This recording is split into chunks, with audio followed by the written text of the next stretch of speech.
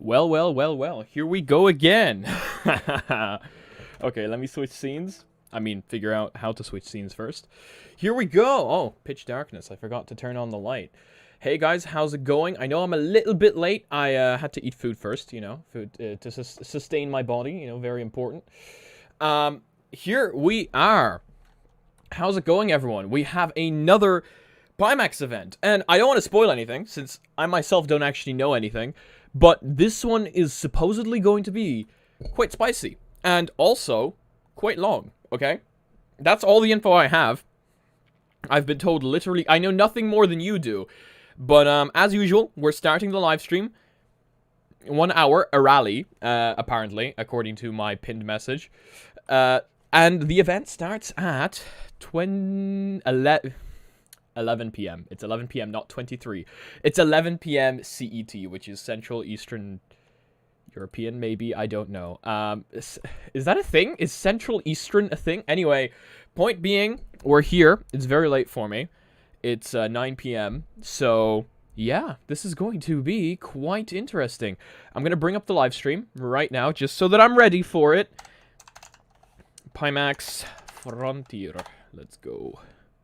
2022. So this is what we're waiting for. It starts in 56 minutes. Pimax Frontier. Yeah, I mean, I can only guess what they're going to be announcing, but they've literally just announced something. They've literally just had an event. So apparently long and spicy. Just how you like it. That's very good. Let me just pop out live chat here, and now I can see live chat. Perfect. And no, I'm not gonna eat this one. In fact, you guys were forever commemorated in our last video where I mentioned this. Did you see the VR headset that kills you when you die in the game? Yes, actually, I did, and I have a whole video. Well, not the whole video isn't on that specific topic, but that is actually a topic in the video. I think I'm gonna name the video something funny, like you die in VR, you die in real life. It's gonna be whatever it's called. It's going to be absolutely hilarious, and people are gonna click on it thinking it's clickbait, and then they're gonna realize it's not. And no, I'm not reviewing that headset for what I assume are obvious reasons. For those of you that are not kept up to date, yes, there's a killer headset. It's the Quest Pro with explosives strapped on top, made by Palmer Luckey. So, according to him, it's like, it makes it more immersive if you know that if you die in the game, you die in real life. It was made to commemorate SAO, which is Sword Art Online, which I think was November 6th. Yes, I think it was. So, 3 days ago. Yeah. It's a thing, it exists, and yeah. The people reacting in chat are more like, I had the exact same reaction you guys have. In fact, I had to cut out half of the video because I kind of did like a live reaction to it, and it was too much of me just looking out into space and being like, what the? So, essentially, yeah, that's a thing. It is interesting, and as I said, we're not reviewing it for what I assume, again, are obvious reasons. Where did live chat go? Live chat is not appearing in the live video. I can't be the only one that's confused. Where did live chat go? It's not, like, appearing here live, which is very confusing. I can see it. Oh, there it goes. It's showing up now. It's very broken. Anyway, that shouldn't matter too much. It's a kinky headset. Haha, very funny. I don't know. Eat the No, we're not eating any device, okay? We already had this thing during the Quest Pro unboxing. We're not doing that. Talking about the Quest Pro, it's actually inside my wardrobe right now. I think I should take it out because I know someone's going to open up that wardrobe and it's just going to fall out, so I should probably take it out. There's no room for it anywhere else, actually, so I'm not going to take it out because I can only put it here. There's no room anywhere else. Also, for those of you interested in, like, what on earth has been happening in my life, why I haven't been uploading as much as I possibly would like to be, I've gone fully blown insane at trying to rent stuff. So, I am finally attempting to rent a studio, and I'm actually going serious about it. Like, I'm going properly serious. I've gone and I've seen a few places, and unfortunately they were all out of budget. So tomorrow I'm going out again rent hunting. But I have a video for tomorrow. I genuinely have a video for tomorrow. And I think I have gone quite insane about this because I've been doing literally nothing else. It's impossible to rent anything. Everything is just... It's honestly impossible. If you don't, like, know someone that's trying to rent something, you're not going to find anything. It sucks. But yeah. Live chat froze again? Why does live chat keep freezing? This is so stupid. I don't get it. We never had this issue. I guess maybe... Oh, yeah. I guess refreshing it works. That's just really stupid.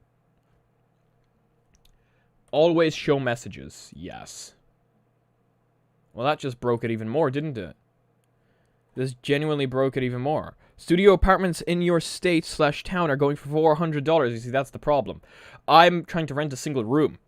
Just single room. That's it. I need nothing more because, you know, I record videos. So I want to, like, set up a studio for myself. I don't need, like, a kitchen. I don't need a house. And apparently all that's just a single room basically everywhere is going for, like, 1,000 quid. Which is 1,000 euro, which is more than it is in dollars, which obviously I can't afford. So, hopefully that can be solved.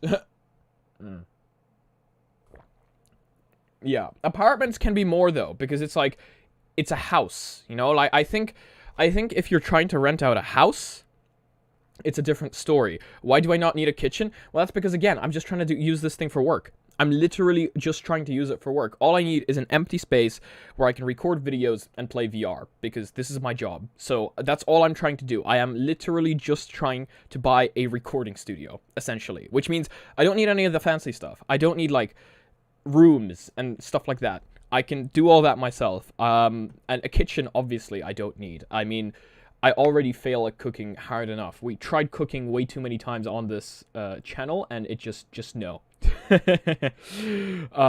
And also, I will not be sleeping there. So, you know, I'm coming back here for sleeping. A toilet, yes, that is something I would require, I think, you know, so... Why don't you want a kitchen? What if you get hungry and want to cook a quest? We tried that before. On this channel. We genuinely tried that. And it didn't work. Every single time we tried it, the cake did not grow, okay? Yes, I did cook on this channel multiple times. And it did not grow. So, there you go. That's a thing. Every single time. Okay, chat has now become literally something else. Every single time this happens, chat just becomes something else. I did fix live chat, though. Showing up here. Actually, no, I didn't. The second I said that, it's now frozen again. Why? Why are you frozen? Okay, I know how to fix this. I am going to go to refresh. Refresh browser when scene becomes active. Yes. Shut down source when not visible. Do not. Let's see if that fixes it. Hopefully it does. We've never had this problem ever before. And it's just really weird. I see it coming through now. Yeah, there we go. It's coming through. It works. We actually have it working this time. I think we should play some music. Let's play some music. We're going to play some quality background music right now. Is it broken again? No, it's not. It's yay! It's actually... I should not say it. If I say it, it's just going to break again. I think it could be my internet. Something wrong is happening with my internet. Let's try this. No. Too aggressive. We need lo-fi. How do you spell lo-fi? I think it's just L-O-F-I. Lo-fi beats essentials. Let's go. Oh!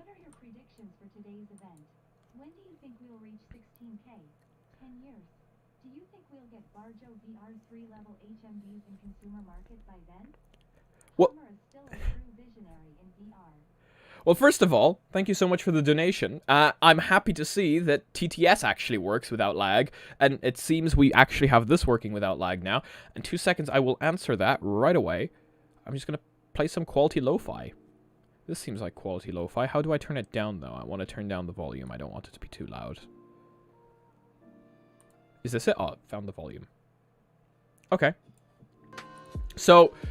What are my predictions for today's event? I think they're going to launch the 12K. Well, 12K. I think those are my predictions, right? They haven't launched that yet, right?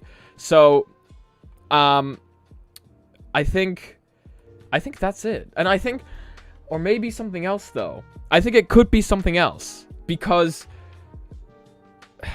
if you look at their stream, right? I'm not sure if you guys have actually seen their stream. Let me switch over so that you can actually see it. This is their stream. Right here.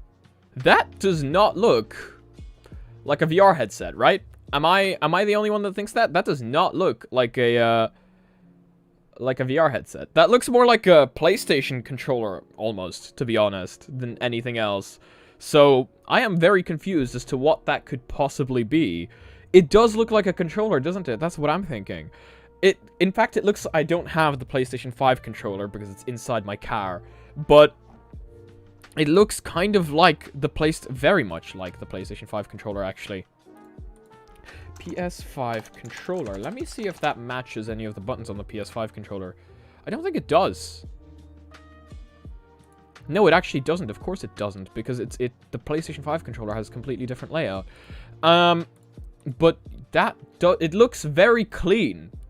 To be honest, if they're going for that, it might be something very clean. You have to go. Well, goodbye. Thank you for joining the stream. A Steam Deck competitor. How interesting would that be? But could that be possible? Why do I have a controller in my car? Because I play Cuphead with it. Stream died again. Oh my gosh, every time. How do I make it refresh just every few seconds? I feel like that's the only way to make it work. What does this say? 30. What's 30? I don't know what 30 is. Anyway, what I'm going to do is I'm just going to, like, break the chat box and fix it by just pasting it again. Okay, I'm deleting the old chat box. We now have a new chat box, supposedly. If it's a Pimax handheld, it's going to be very interesting. Didn't they create, like, that PC that you can buy for the other... They announced it, I think, last time. They created, like, a little PC that you're going to be able to buy for their last VR headset and connect them together and essentially be able to play PC VR games on it. I think... Who knows, to be honest? They might be introducing a handheld. But again, I know just about as much as you do. I have zero information on this. I think it's just going to be the 12K. That's me. You can't hear the text-to-speech. That's because there is no text-to-speech yet. And if you couldn't hear the last one, I think it's because the PC volume was frozen. It's back now, so. But yeah. A Steam console? But, like, wouldn't it be weird?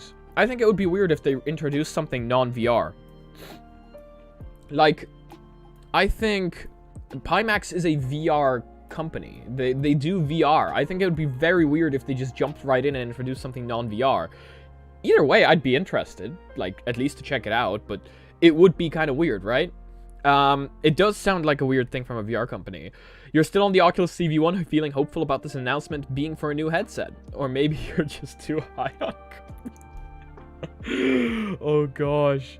I'm feeling hopeful. I want to see something new show up. I want this competition, you know? I want more competition. And we already had the last headset from Pimax, which was the Crystal, of course, which did have quite a few innovative features. So I'm really looking forward to see what they have now. What's the current song? I would love to have it now playing, to be honest, on the stream. It's called Souls of... I don't know how to pronounce that. It's Seoul again, but I think it's the city, Seoul. Like S-E-O-U-L, I think. But that's it there. That's the name. It's from Epidemic Sound, since those are the guys that I have my copyright thing with, so I'm allowed to play their music. But yeah. I hope we get to see Josh as well. I honestly hope we get to see Josh. If they don't give Josh freedom of speech this time, I will be very upset. Also, I am going to be incredibly upset if they make the music much louder than the stream again. Okay, yeah, the chat died again, so I'm just gonna delete it because there's no point. It's just gonna continuously die. I don't understand why. I'm gonna try add a new chat window and we'll see what happens then. After I find it, of course. I don't actually know where it is. Still looking for it. Donation goal, subscription goal, tip ticker, chat box. Here we go. Create a new source because the other one was broken. Theme. Let's try change the theme. What theme do we got? That's Twitch. We don't want that. Old school. What's old school? Here we go. Yeah, we can try this. This is gonna look kind of cool. It's very large. Incredibly large. How do I make it smaller? Is this the amount of messages that it shows, or is this the size? Oh no, that's probably under font settings. Font settings. Font size. Here we go. Make it smaller. Hey, there we go. That works. And now, all I need to do is change the height to 1,200. Whoops. That seems to work. And the width to, I don't know. Let's do 650. There we go. We'll see if that works. Not sure. It definitely does look like it's very large. I think we need to change it. It's too large. I don't like it. We're changing it. We could go boxed. I don't know what it means. Oh no, disgusting. Definitely not. We're not going boxed. What's chunky? What's the difference between this and what we had? How is this chunky? It's very like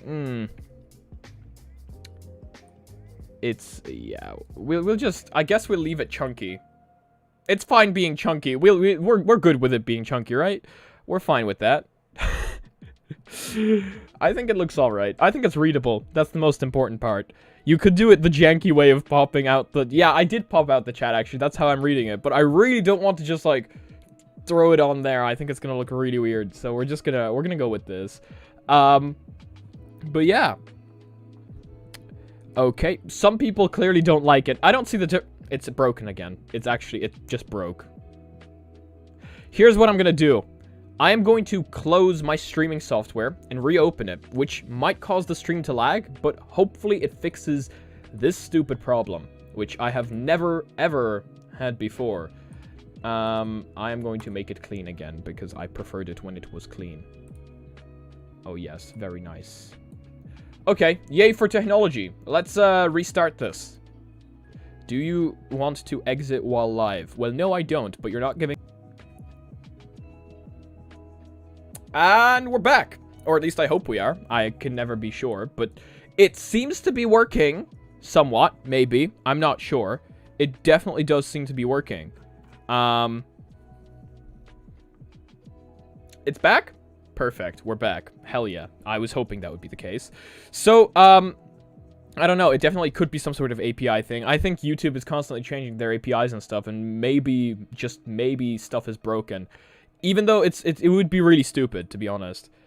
The new thumbnails work as well and even better at times than the older ones, which means there's still enough to grab as much attention in the worst... Alex, where did you just... How did you come up with that? We weren't even talking about the new thumbnails.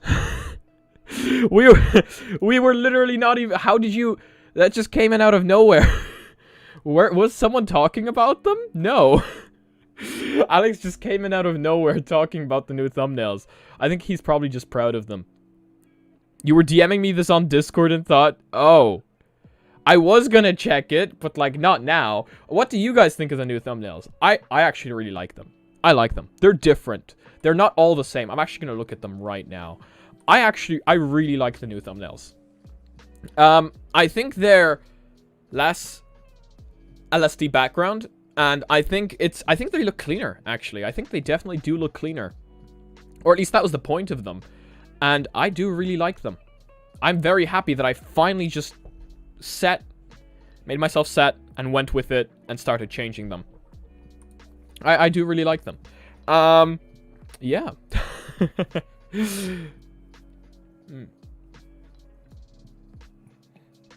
Because, yeah, that was a thing. I don't know if you guys know, but there was, like, a huge thumbnail thing. And I was supposed to go ahead and start changing them. And then I never did. And now I finally did. And I am actually very happy with them. In fact, every single thumbnail in the now Season 10, A New Reality, is showing up as, as a new thumbnail. So I'm going to send that to the Discord just because why not? And, just in case people want to admire the thumbnails. But yeah. So tomorrow, new news video about, I guess, killer headset.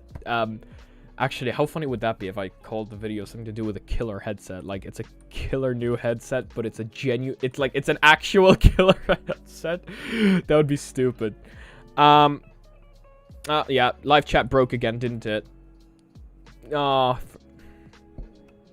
Okay, we're gonna have to go without it, because I have no way of refreshing this thing every few minutes, and it looks like I need to refresh it myself, for whatever reason. It's like, it doesn't refresh on its own, which it's supposed to do every few seconds. After a while, it just kind of stops refreshing itself, which is really dumb. Yeah, I'm not sure why. Source, let's see. Use custom frame rate, no. Control audio, no. Refresh browser, I already tried that. Yeah, it really seems like stuff just isn't going to be working. That's too bad. It happens. Hey, Pimax is in the chat. How's it going? Oh, they have amazing... Oh, they're teasing. They're teasing. They have amazing products standing by. I already know they do. I don't know what, but I trust them. I trust them.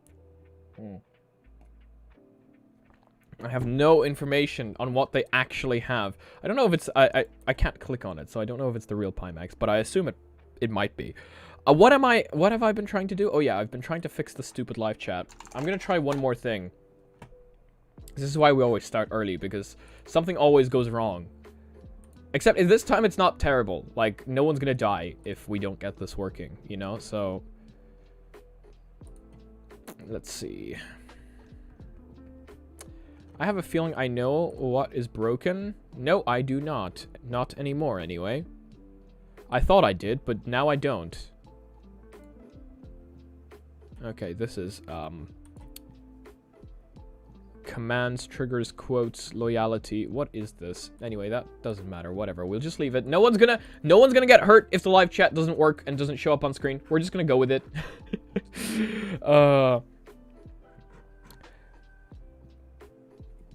Killer new demonetization term. Oh, I certainly hope not, because tomorrow's video, they don't demonetize you if you put die in the title, right? They don't. I would certainly hope not, because I was gonna name tomorrow's video something stupid like you die in VR, you die in real life. I certainly hope not. I already know someone's going to someone's going to get angry with me at YouTube. Even though I read their entire terms and conditions, and it says that if it's a documentation, it's fine. As long as you're not promoting harm on YouTube, you should be fine. I read the entire terms and conditions. I know them off by heart. And, yeah. So hopefully, I will actually be fine. Who knows, though? Who actually knows? It is pretty ridiculous, isn't it? It is pretty ridiculous. Live chat's frozen again. Okay, we're just gonna get rid of it. I am actually angry at live chat at this moment in time. This is just... it's outrageous. It's broken. I can't fix it. And restarting the live stream would just be a mistake. We're not gonna do that just because live chat is broken. I'm just gonna do what I was told to do. It's the dumb. It's the dumb. I'm gonna do a window capture. I don't know which window it's going to capture, though. I don't want it to capture something that it's not supposed to capture. Here we go. Beautiful. That is just beautiful. This is gonna be jank. Nah, this looks disgusting. Very jank. I mean, I think that looks great, to be honest. No, we're removing it. It's bad. It's genuinely worse than having the other one. I'm gonna Google this issue real quick, because, you know, Papa Google has me sorted.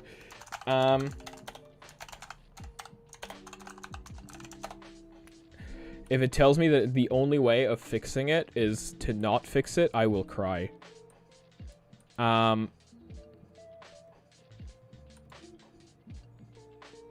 Perfect. Okay, I'm just gonna write some CCS code. I am going to do some quality coding. Prepare for this. I'm going to write some CCS code that will force it to refresh every 5 seconds. This is gonna break the entire stream. Prepare for this. CSS code, sorry. Head. Oh, I'm not writing. Why am I not writing? Head. This thing. Meta. HTTP.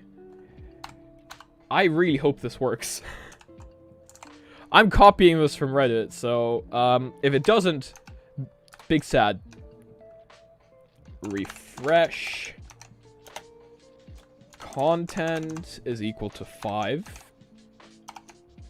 There's no way this is actually gonna work. I have serious doubts.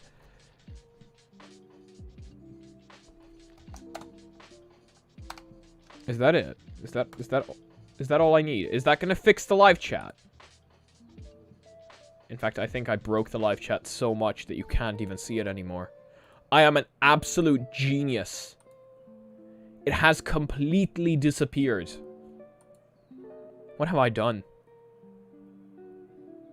I copied everything exactly how it is on Reddit. Where's the problem? Okay, I'll copy the bottom one as well. Maybe I need to copy the bottom one too. Maybe that's it. Body. This weird thing. I don't know what half of these are. Stick with me, guys. We're gonna make this work. I'm not giving up this easily. We're getting past this stupid problem that nobody asked for. It wants us to give up. That's what it wants us to do, which is exactly why we're not going to do it. Whoops, I accidentally pressed insert. I don't know what it inserted, but I'm cool with it. Yeah, I have not done any coding in a very long time. Well, coding, writing in HTTP. There's no way this works. In fact, I think I broke it. Like, I actually broke it. Let's see. Does this fix it? Still no live chat. I don't know where it went. Ooh, that's not what I wanted to do. Why is it not working? I half expected this to work. Only half, but that's still more than 10%. So I must have written down something wrong.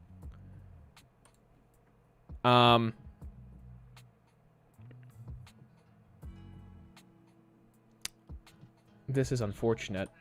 Now I just broke live chat completely.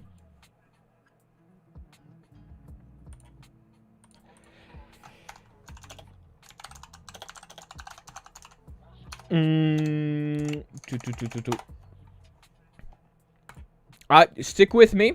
I will solve this issue by copying something.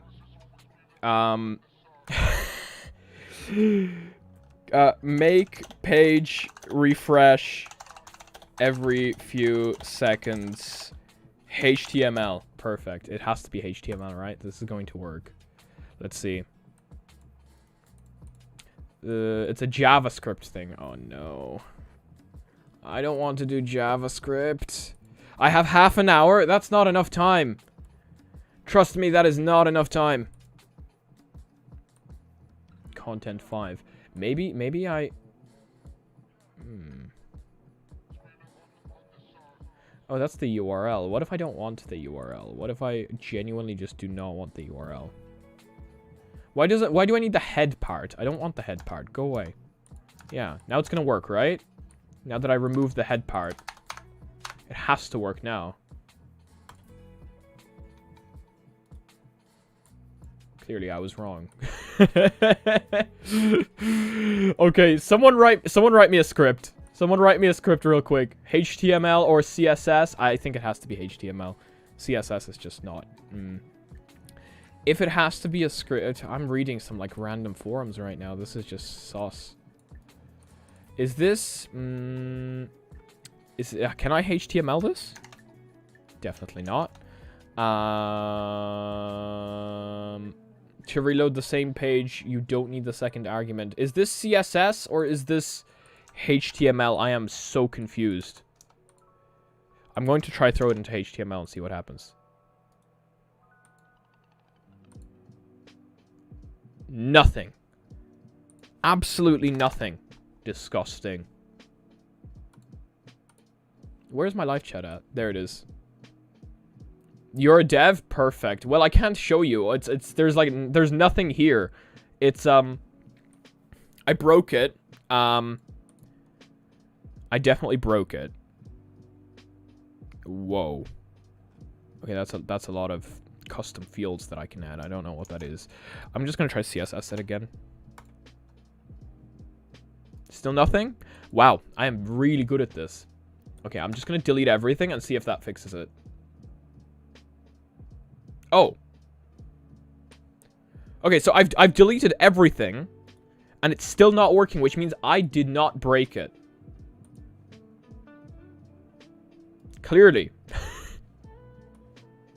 I have now... Oh, no, it's back. That does mean I broke it. Damn it. That's just not... That's not very good. I'm gonna restore defaults. Oh, this thing got saved. Why did this thing get saved? Is it back now? No, it's not back. Wow. Why is it not coming back? This is not good. Wow. It is a case of skill issue, actually. It is definitely a skill of... it is definitely... Yeah. I think... I think so.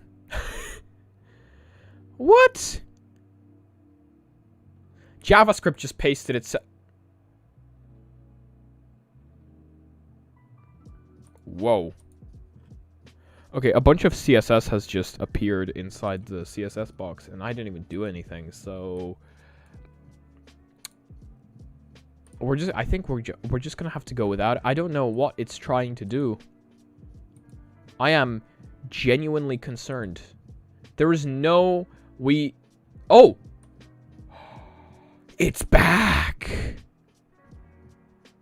You know what this means? This means we can clearly force it to reset now. This is perfect. I will now do that. Where do I post this? Probably literally anywhere, I would hope. Probably under this thing. Chat item, yeah. Seems about right. I'll just paste it in here and hope it starts working.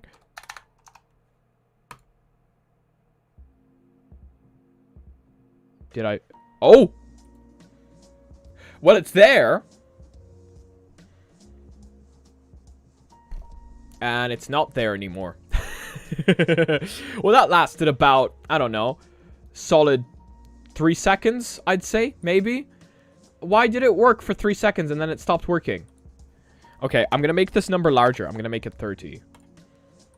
Maybe you just need to increase the number. Where's the live chat? I'm waiting for it to appear. I know it's going to appear eventually. Yes! We've got live chat! Yes! This is why you don't give up. This is why you don't give up. Now, I do think it's only going to show up for 30 seconds. I think I've literally set it to only show up for 30 seconds. So I guess after 30 seconds, we're going to see if it still works. Well, that's 30 seconds, so it's now disappeared. The question is, will it come back? According to my script, it should come back.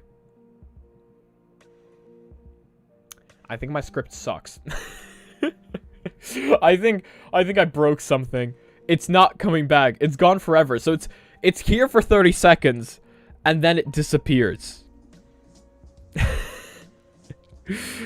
Oh, the script is just some random script I found on Stack Overflow. Oh,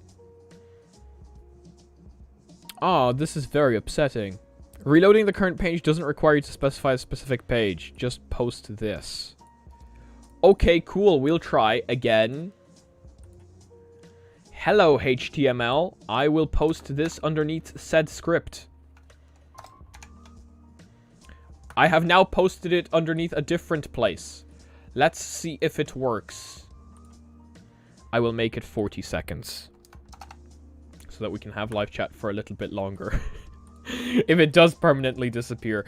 Anyway, we've still got 20 minutes to go. So, yeah. Just use Stream Elements.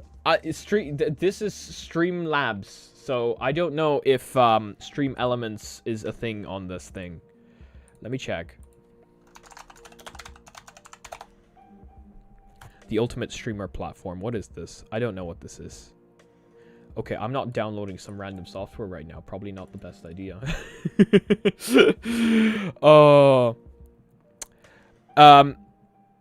Wait, you have a working Python script? I don't think this thing is going to take Python. It takes JavaScript, CSS, and HTML.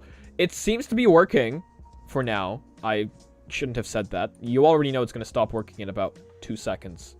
But yeah, it seems to be working. Now, the question is, will it continue working after 40 seconds? Because it's set to 40 seconds.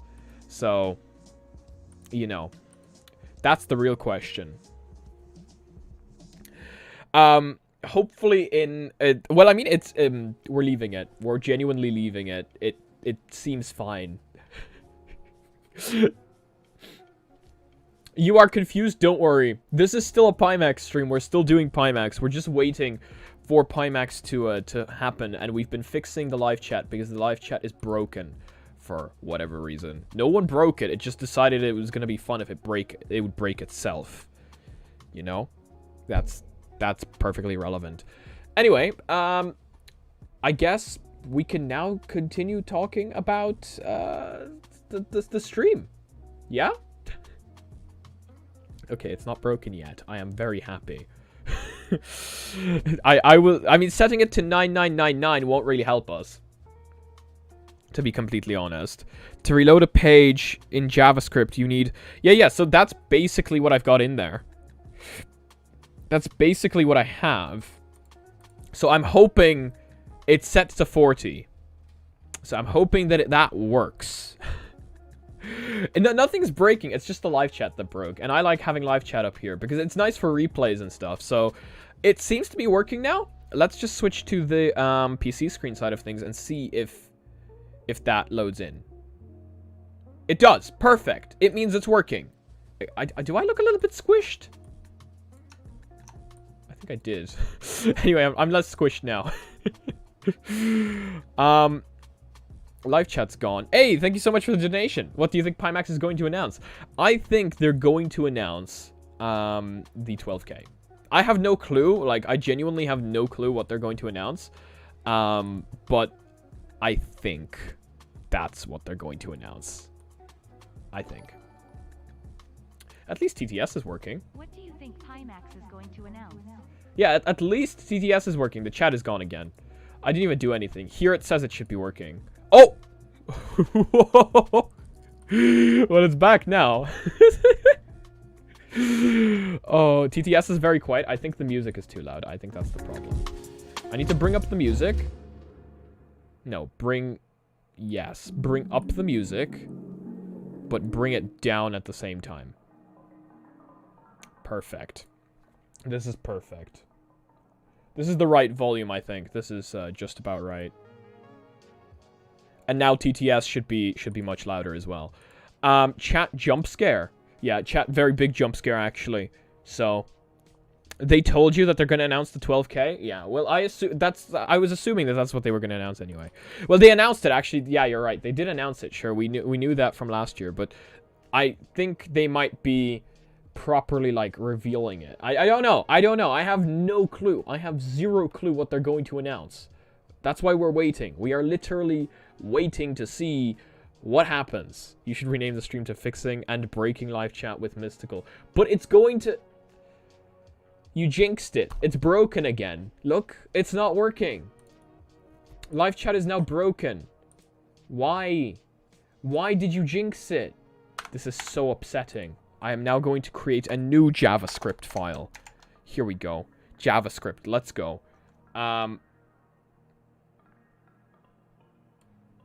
Okay, let's try this. Refresh 10,000. I assume that's seconds. So maybe not 10,000 seconds. Maybe we'll do 40 seconds instead. I think 40 seconds is perfectly reasonable. Now I just make sure that that's actually gone. Okay, cool. It's somewhat working now again. The 10,000 is milliseconds. Whoops. If that's milliseconds, then in that case, I just made it refresh every 30 milliseconds, which is probably about 3 seconds. So I should... Well, no, 40, actually. And apparently, it's going. I don't know if it's working, because it's not refreshing anything. But apparently it is. So we're just going to go with it. And maybe it'll break again. It probably will break. I set it to 40 milliseconds, and it's not refreshing every 40 milliseconds. So clearly something's a lot more broken than I originally anticipated. Also the fact that it just froze again. So we're deleting the chat box. It's useless. It's literally, it's not doing its thing. It's, I hate it. It's just waste. Okay, it's gone now. I did want it there because it's hilarious, but it's gone. Why does it work here? It works here. Why does it work here?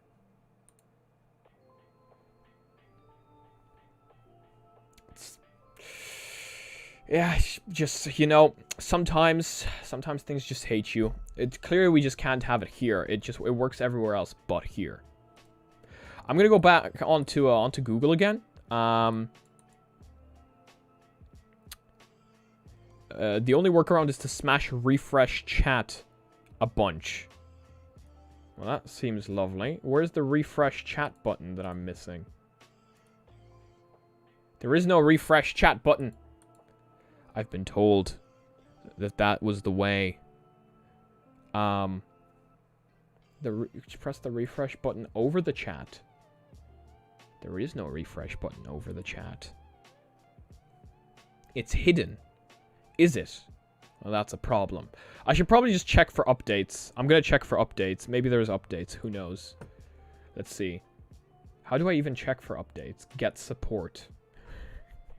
I most certainly do require support. I'm just going to type in updates. Up. There is no updates. Well, not that I know of anyway. They're not showing up here, so that's too bad. I guess there's just no updates. Wow. Studio mode, layout, editor, cloudbot, dashboard. Could the dashboard be my... No, it's not. Live support. Yes, we need that.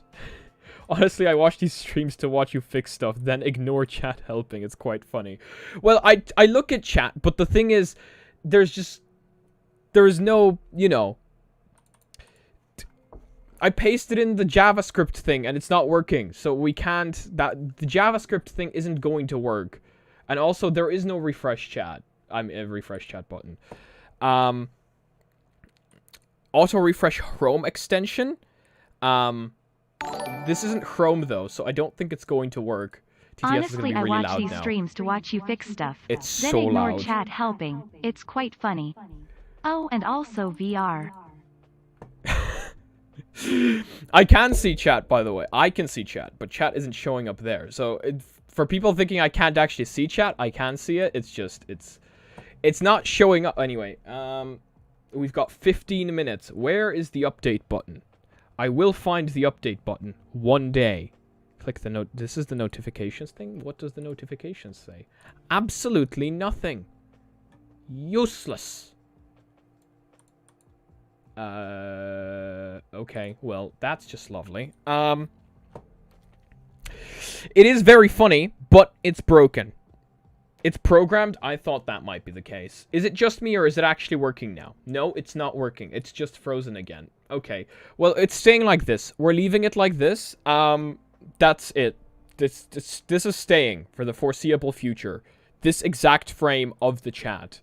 So if you're in this frame, you will be commemorated forever. Just saying. It's not working. It can't be working. Update Streamlabs. But where's the update button? How to update Streamlabs. I can't see the update button. There's a step-by-step guide on WikiHow, so I'm going to find it. WikiHow. How do you update?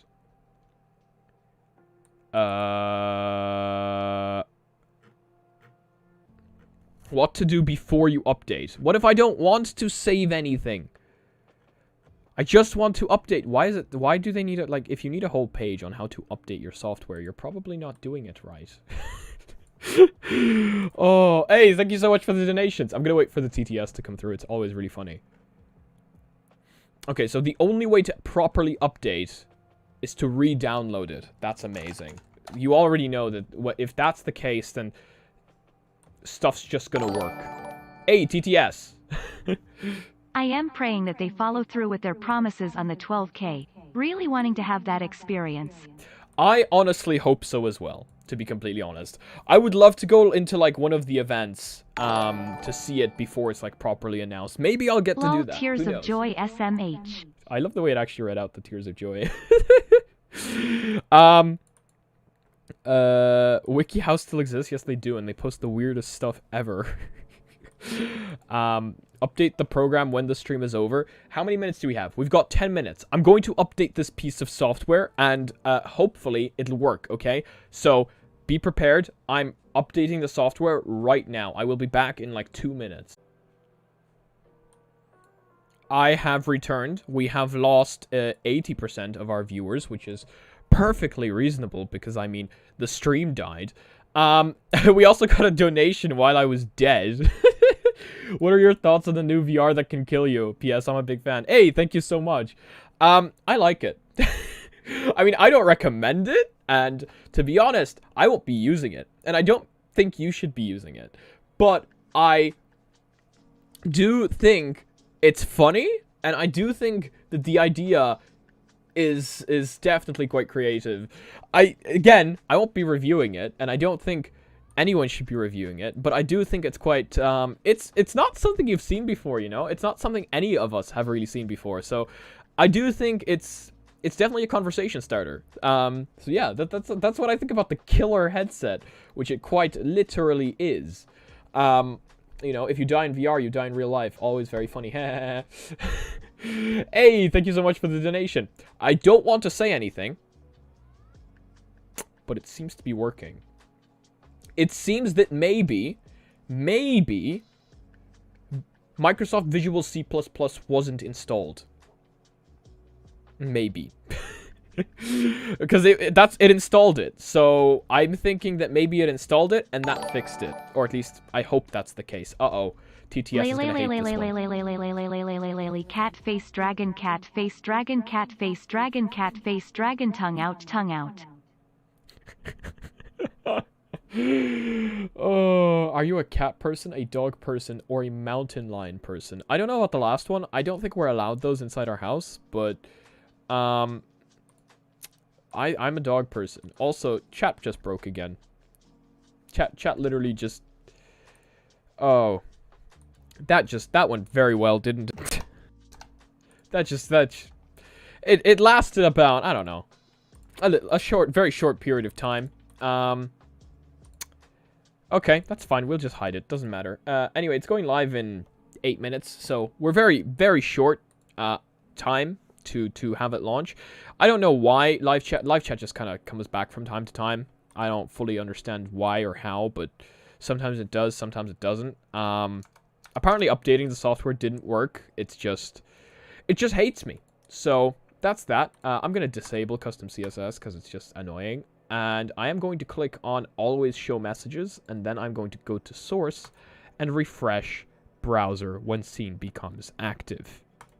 Yes, please. Done. Okay, cool. Yeah, so it's broken. We'll live with it. And the live stream is starting in 6 minutes. Ooh, very close, very close. Very, very exciting. I honestly, I have no clue what they're going to announce. And honestly, I kind of prefer it that way. I prefer not knowing what they're going to announce because it's more exciting that way. What music am I using for the stream? I am using Lo-Fi Beats Essential playlist on Epidemic Sounds. because I have access to Epidemic Sound. So that's the music we're doing. Of course, we're actually just going to turn off the music during the live stream, and we're going to do what we usually do, where I am going to stay quiet for the live stream so that you guys can actually watch it in peace while and then we'll talk about it afterwards. I am going to move this onto here. Hello. There we go. And then live chat over here. And now we're pretty much ready. We are pretty much ready to stream whenever the event goes live. Yes, that's very nice. Okay, cool. 5 minutes. Literally 5 minutes to go. 2 mysticals. Oh, you can see this one here. Oh, that's Deception right there. This is literally like... I can make it look at me. If I look at out this way, I think it's looking at... Yeah, it is. In fact, if I look like this, it's looking... Yeah. That is honestly quite hilarious. Yeah. Okay. Well. It's almost starting. It's almost started. You're glad I'm a streamer now? I wouldn't necessarily call myself a streamer. Even if I am, I'm not a very good streamer. I mean, look at this. Literally nothing ever works when I stream, which clearly means I suck at streaming. Because it works for everyone else, and it doesn't work for me, which means it's my fault.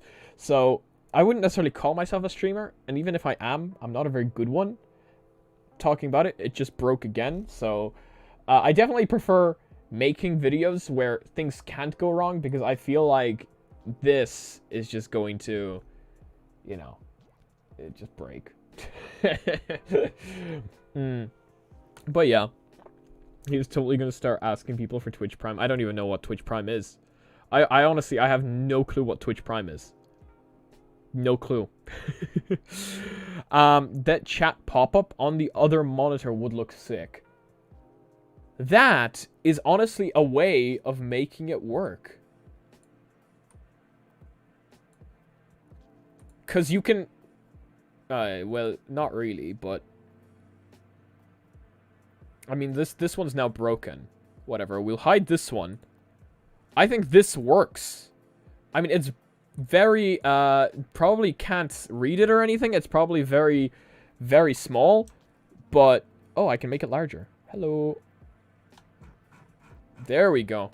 Now you can read it. Okay, it looks cool now. It does. It actually does look cool. See, you made it work. You actually made it work. Sure, it's not exactly the way it would have been, but it works. Oh my gosh, no, it's gonna have... TTS is gonna have a stroke. Thank you so much for the donation. Oh, I'm looking forward to TTS reading this one out. Oh, it has 3 minutes. Let's see if it can make it do that within 3 minutes. Oh, it's gonna... Oh. Oh, no. I'm waiting for this. Oh, there it goes. Oh, no. Heart woo small diamond crossed arrows? Oh. TTS just trolled you. It just completely ignored everything except, like, the last 3 things. TTS just completely... What the hell, TTS? That was just not very fair now, was it? What was that? Okay, I feel like I need to make this fair. TTS. We need to make it fair. Window set interval. Refresh. No, that's not what... That's not what I wanted you to read out. I just copied this message. Why are you not reading it out? I need you to read this out. It's very important. It's a matter of life and death. Okay, it's not gonna read it out. This is very sad. Where is my live chat at? I need to copy this message. I'm making sure you get your money's worth. Copy. Perfect. It's going to hate me for this. TTS is going to hate me, that is. Question mark. Trademark. That's it? Okay, this one clearly also just does not want to read that out. You've clearly chosen emojis that this thing has no clue how to read out. There is nothing else I can say. English. Let's try it again. Please select a voice. Cool. Question mark DM question mark. Okay, that's it. That's all you get. At least we tried. At least we tried. 60 seconds until the event, guys. 60 seconds. Oh. 60 seconds until the event and we get another troll. Thank you so much for the donation. Oh no. Oh, this is not going to end well. Mysticle, you're the only streamer that I watch, which means you're so good. Keep it up. Keep up the... Thank you. I appreciate that. I do agree. Use nothing but a clean microfiber cloth to clean lenses on headsets. I used something else once, and it's just... lenses scratched, headset gone. Of course, on the new Pimax, where they're replaceable, that's a different story, you know? Oh no. AERRRRRRFTAIROOKOOONNNN. Oh no. Premiere will begin shortly! Oh no. And we're getting TTS trolling. Thank you so much for the donation again. Me trying to troll TTS and TTS trolling me instead. Oh no. I used a slightly dirty microfiber cloth as well. I see someone else did that as well. And yeah, just make sure your microfiber cloth is actually clean. Because if it's not, scratch it. It's just, you know, horrible, horrible all around. You can theoretically fix it using things like Polywatch, but I don't think it's ever going to go back to being perfect. So, just saying. Me trying to troll TTS and TTS trolling me instead loudly crying. It's live. It's live. It's live. It's live. It's live. Let's go. Let me know volume-wise again, by the way. I do wonder whether this event is also just going to have music that is way too loud and just goes over everyone. That would be hilarious.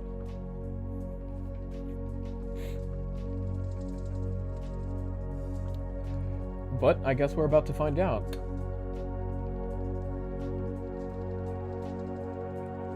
Also, I should probably disable text-to-speech for the purpose of the live stream, because someone's gonna come in and troll.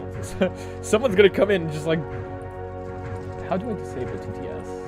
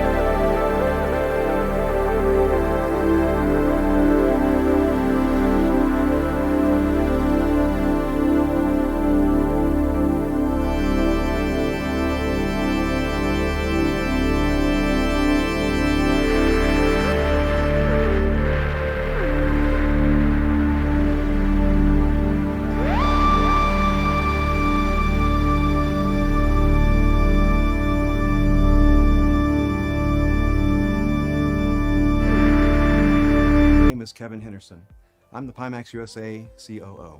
During our last event, we talked a lot about the metaverse. That word has been mentioned a lot this year, even making it onto the cover of Time magazine.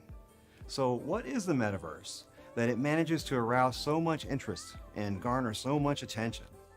To illuminate the darkness that shrouds the metaverse, we need to place it within a larger cultural and historical context.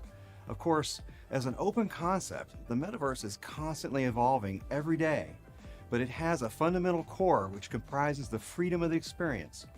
It's like a liberation of mankind from physical restraints.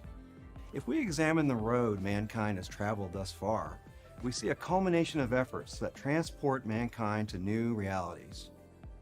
From the very beginning, expansion of thought has been accompanied by human evolution and the mastery of tools. It was with the rise of the personal computer that people worried about their life might be confined to a computer desk or a cubicle, buried in some remote office. As communication technology has progressed, the worries about isolation have progressed alongside it. So we have to ask ourselves, how do we become so constrained? How do we interact with each other freely again? Well, technology doesn't have to lead to social isolation. It can bring people together and help them escape their restraints. Technology is causing profound changes to our world. Once upon a time, our physical body was everything, and our reality was limited to the physical world around us. Now our lives involve travel over ceaselessly expanding time and space constructed by technology and imagination. This evolution has been rapid, and mankind can't adapt overnight. What is the ultimate destination of mankind? Is it Where just are we me or is going? this mid We already? believe that we now are on our way to a whole new dimension. I thought I By disabled steering our course in the TTS. right direction, we can achieve through thoughtful implementations of technology and our imagination a virtual existence. To achieve this goal, Pimax has been constantly exploring the road ahead and has announced products that will define VR 3.0. VR technology is now mature enough to enable a natural, self-aware VR experience. Unfortunately, there are still many users who have never tried VR at all. There has been a long road between the emergence of revolutionary technologies and their widespread acceptance. The popularity of the smartphone has lasted for more than a decade, and now we are in the transition between smartphones and immersive technology. For over a decade, smartphones have occupied the majority of our digital lives due to their versatility, and it was the iPhone that began a golden age with easy-to-use, smart handheld devices. Likewise, revolutionary products are required to blaze the path on our way to a virtual existence that attracts more people into the worlds of VR.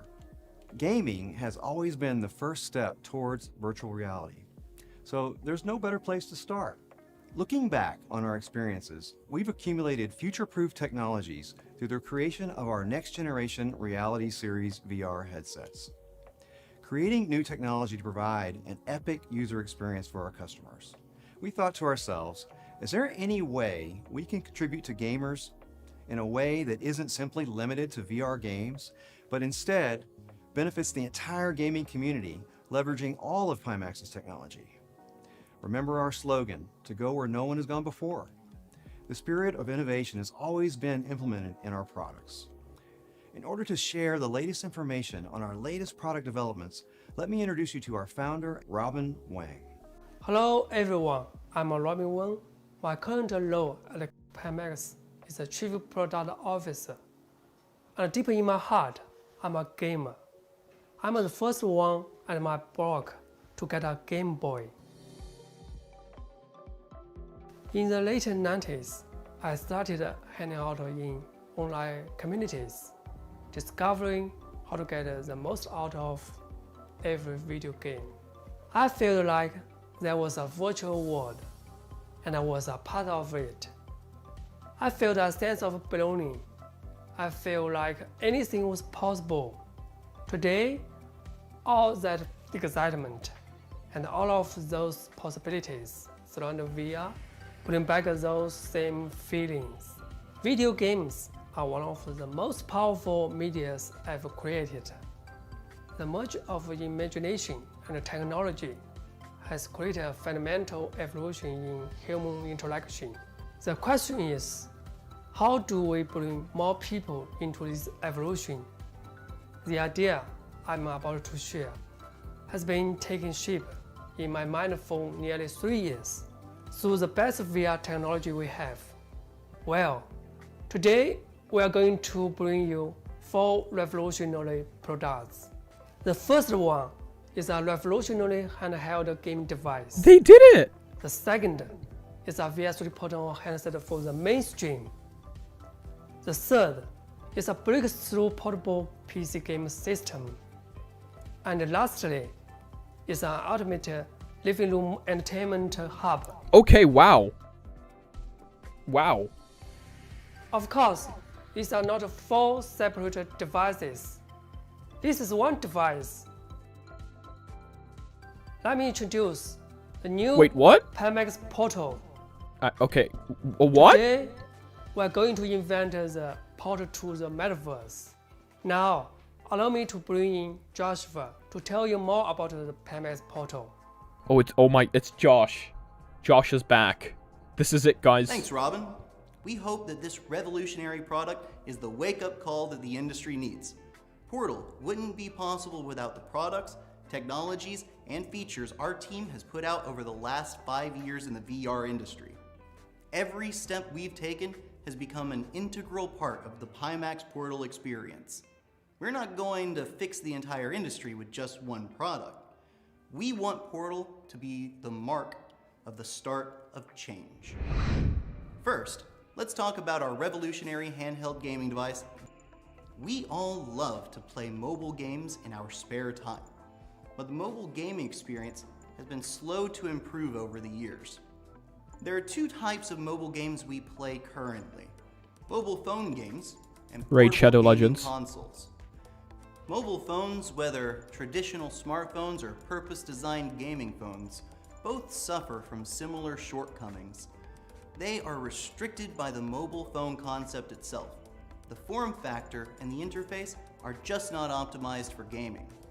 In order to maintain the lightweight and thin profile of a phone, they typically forego an active cooling system or use an inferior active solution. This leads to poor thermal performance. The use of a touchscreen in place of physical buttons means that there's no tactile feedback during gameplay. Gaming consoles also suffer from existing within their own walled garden ecosystems. This means that we often see many years between hardware refresh cycles. The long refresh cycle of the device means that their hardware performance is usually far behind the most up-to-date technology on the market. Some suffer from poor capabilities caused by low I specifications. don't want to speak during which can this, have a terrible impact on the gaming experience. but I think what they're leading up to The games that can be played is a standalone are even PC limited VR to their headset. own ecosystem.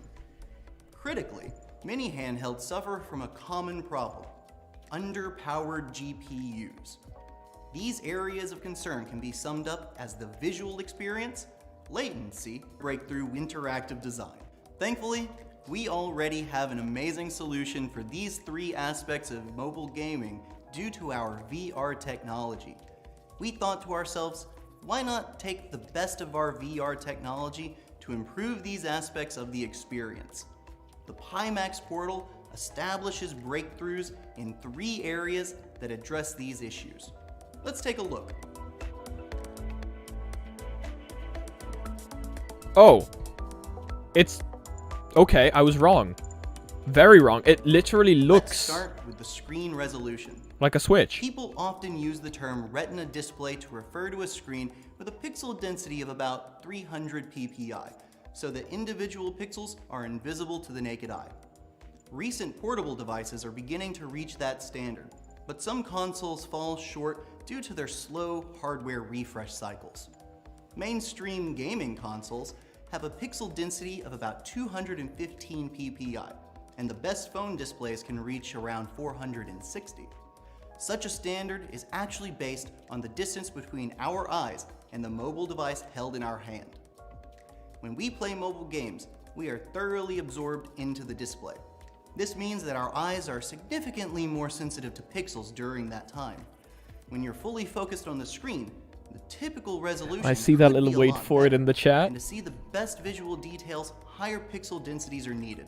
To give you the best display possible, we are introducing the display technology we've accumulated over the last few years in VR. Why to are the they taking handheld so market. long to explain something we already Compared to know the about if they are maximum leading 2K up to a resolution standalone currently headset? Okay, so it looks like me trying to disable text-to-speech has been just... It keeps coming back. This is my 3rd time disabling it now. It's also frozen, and I think that's on my end. I'm gonna refresh it. Give me a second. I think it's frozen. Resolution. We had to choose a display that offered the Is my internet just gone? Okay, I did disable text-to-speech. Here it says it's disabled. But that's not my point. I think my thing's broken. No, I disagree. Screen technology from our flagship VR product to the Portal. I don't know what's happening. All in one mobile device to feature a QLED screen and a The second I full screen it, actually no, it's not even the second I full screen it, it's just... Okay, we're using the best browser. mini LED backlight. Microsoft It's the best Edge. display you can That's it. We're using Microsoft Edge to watch this. Maybe it won't freeze every 5 refresh seconds. rate of only 60 Hz, and devices with a refresh rate below 90 Hz exceed 90% of the total market share. As most gamers will tell you, the refresh rate of a display is one of the most important aspects to a high-end experience.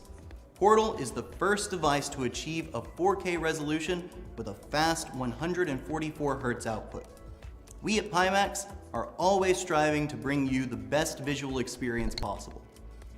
Most companies market their products using misleading test scores that refer specifically to the short-term peak performance of their graphic.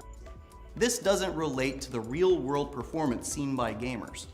In real-world usage scenarios, what really matters is consistent graphical performance. We have specifically designed Portal so that it maintains high and stable frame rates over long and intense gaming sessions. Compared to specifically designed gaming phones, Portal's graphic performance is increased by a factor of 2.3 compared to current common all-in-one technology. Another feature that we've integrated into the Portal is a new active cooling system, which maximizes performance and eliminates concerns about overheating or frame drops. This system also allows us to push the limits of the GPU to the extreme so that it can be overclocked, allowing for additional high-end performance whenever you need it. That's cool. We all Overclocking know on a that handheld. in general, high resolutions and high frame rates are difficult to achieve simultaneously. Good thing Pimax never compromises. In order to achieve both measures of performance, we've brought VR-exclusive asynchronous reprojection technology to handheld gaming consoles. The result? The best balance of image quality and refresh rate our hardware can deliver. The second breakthrough on Portal is its low input lag. Input lag is used to describe the latency between an input and either the game or the display reacting to that input. In addition to the refresh rate, we're already familiar with the most critical factor which affects input lag, MTP. MTP is a key measure of latency in VR. Our engineering team has spent a lot of time and effort figuring out how to optimize latency by reducing MTP. Throughout our line of VR HMDs, we effectively control MTP latency to remain lower than 20 milliseconds. The input lag of the average mobile device is around 100 milliseconds. The Pimax Portal, on the other hand, delivers a total input lag below 25 milliseconds even at its native resolution of 4K at 144 Hz. Most of us have a difficult experience when playing mobile games on touchscreens. The third breakthrough we made with Portal was its interactive design. Mobile phones currently use external controllers to improve the gaming experience. Minigames are designed to detect an external controller and increase the delay time between inputs and reactions in order to keep the game fair. The number of overall buttons on such a device is also limited. When you don't use an external controller on the screen acts as both your display and the controller. All the buttons appear directly within your display area. Most of us have tried to play games Is that this Raid way, Shadow and it's Legends? far too easy to touch the wrong button. What's worse is that up to 30% of your screen space is being blocked by your own fingers. In order to bring you the best handheld experience, we've designed Portal with 32 physical buttons. This is unheard of when it comes to handheld consoles. It means that you can achieve an amazing number of key combinations. In conjunction with the That's 8 quite a lot of buttons buttons. present on the body, the Pimax Portal brings you the ultimate full-screen handheld experience. You might be asking, how do I map virtual keys like this? Well, we are cooperating with the top partners in our ecosystem to optimize key mapping, allowing users to freely choose from various key configurations and download them directly from our servers. Would we play a racing sim? The action can get pretty intense. What has the biggest impact on our gaming experience in a sim?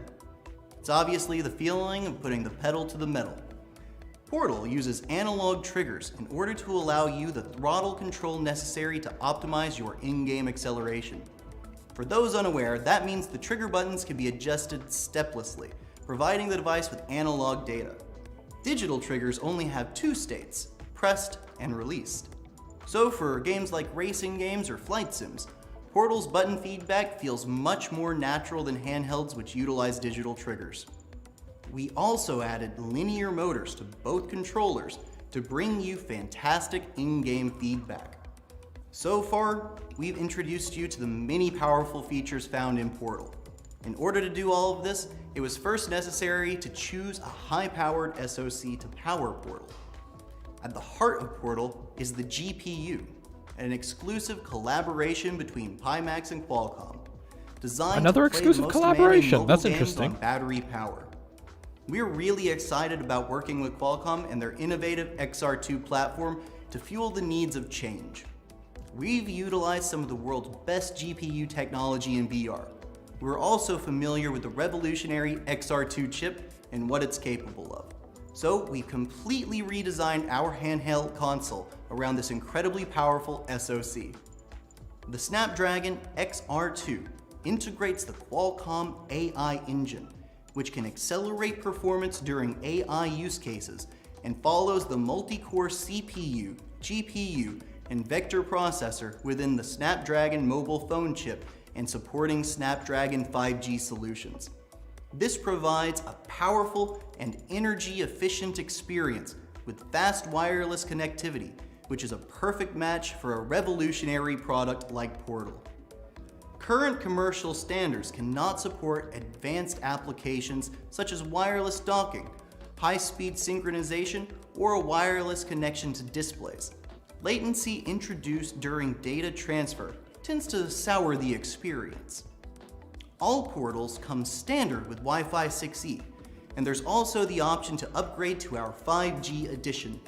For consumers who have an extreme demand for wireless streaming, we're excited to tell you that our WiGig module, that also works with our VR headsets, will be fully compatible with the Portal. The WiGig module enables multi-gigabit wireless communications in the 60 GHz band. Native streaming enables data rates which can reach up to 7 gigabits per second with nearly zero wireless interference. We've also brought VR 6 degrees of freedom to a handheld for the first time. The 4 cameras on the body, plus It's getting the main interesting. camera, give Portal the capability to bring millimeter-level AR experiences to Very a handheld interesting. for the first time. With precise positioning, we can take existing AR game experiences to the next level. In conclusion, we've brought some of the best technology we have in the Reality series to the Portal, from the display and low latency to our industrial design. This is a truly cross-generational device. I think TTS is about to kill Josh. It won't just be the unique hardware that makes Portal stand out. The operating system and the interface are equally impressive.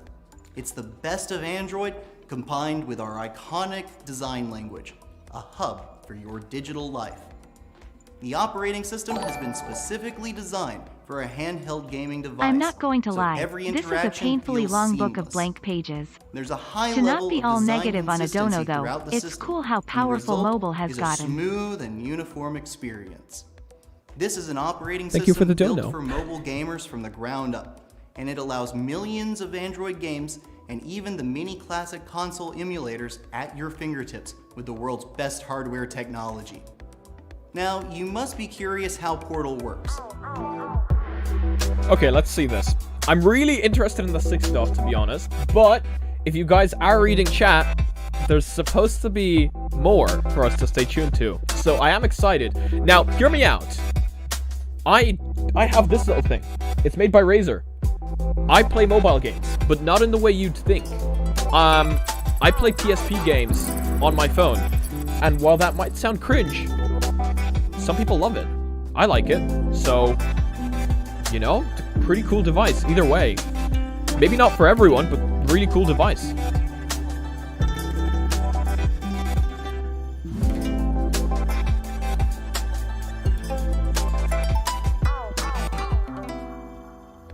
The design is unique and unlike anything you've seen before. The Portal is a fully equipped, powerful gaming device. No need for a separate keyboard, mouse, or speakers.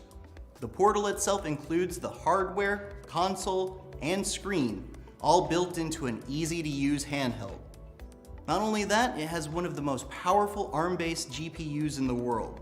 8 GB of RAM is paired with storage options from 128 GB to 256, and you can add up to 1 TB of additional storage with a micro SD card, ensuring any game, big or small, can be played on Portal. Portal speakers also use the advanced DTS audio technology we've developed for our VR headsets. The USB-C port can connect to multiple peripherals for almost unlimited expansion. Wi-Fi 6E and WiGig provide general wireless connectivity. I think the real question here is, battery we could find how much is it going to be? Because I know people that would be very interested in that. So today we bring you a mainstream VR 3.0 device designed for the mass market. Let's see it. For the mass market! Now, you might recall our Crystal event, where we showed you the product development roadmap for our reality series. Remember how we defined our VR 3.0 devices? Naturalness, self-awareness, and freedom. I'm happy to tell you that the Portal is also a VR 3.0 compliant device. No way. There is no way that this thing snaps into a VR headset and becomes a standalone VR headset. There is no way.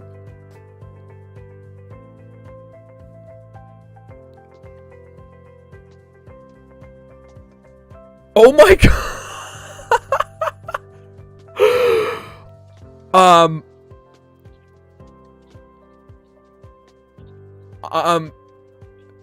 I mean, the difference is that the VR 3.0 standard for the reality series is for VR enthusiasts. That is crazy. We hope that more people take advantage of the opportunity to enter the world of VR through Portal.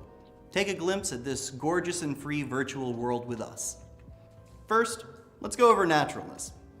Currently, mainstream VR is still using LCD screens. Okay, if they're using OLED, we are proud OLED, to bring QLED screen technology. okay, still pretty nice. It's also the screen technology we've used in our VR 3.0 devices like Crystal and the 12K QLED. QLED actually offers color gamuts 20% wider than similar sized OLED panels and produces more than 90% of the rigorous BT 2020 color standard, which is the newest set of specifications for video broadcasting. OLEDs only cover about 70%. Okay, this just became a lot Our new more backlight interesting. system uses mini Question LED is still technology price, that though. can achieve stunning OLED-level blacks. The mini LED panels use some of the same display technology found in the latest high-end products, such as the 12.9-inch iPad Pro. HDR algorithm, which allows the headset to take full advantage of its high contrast ratio hardware. Those who are familiar with Pimax know a large field of view is ingrained in Pimax's DNA. Pimax has made breakthroughs, innovations for portable devices that allow us to create wider fields of view on a handheld. We also provide optical solutions allowing for a maximum of a 140-degree diagonal field of view.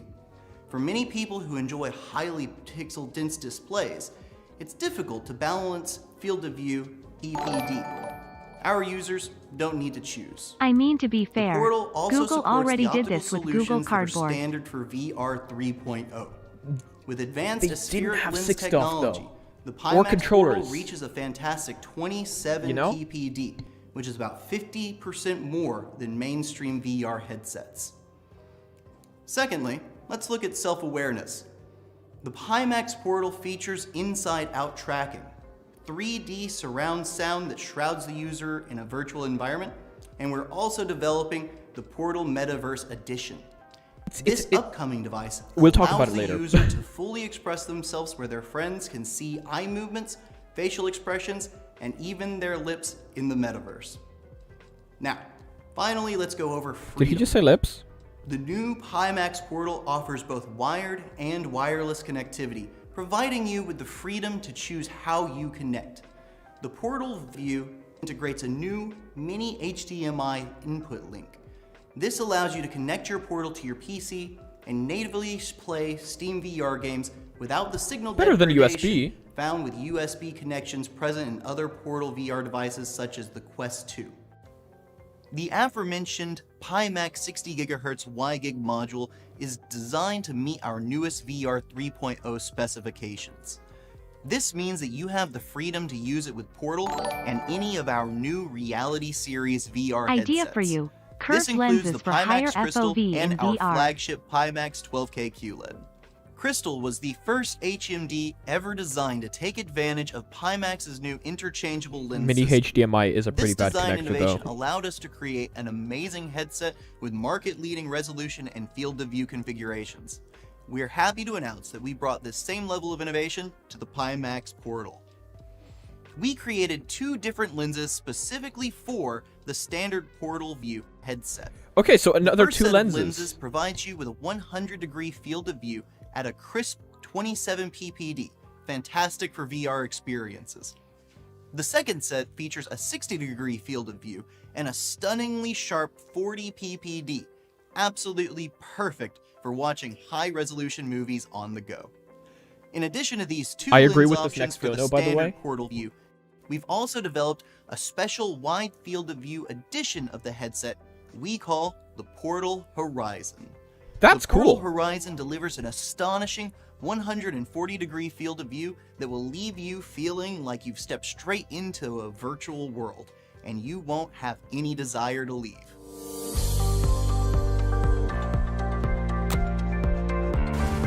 Okay, if this dono comes now, it's gonna be the perfect time for it to arrive. Because they're not talking. Come on! Yes!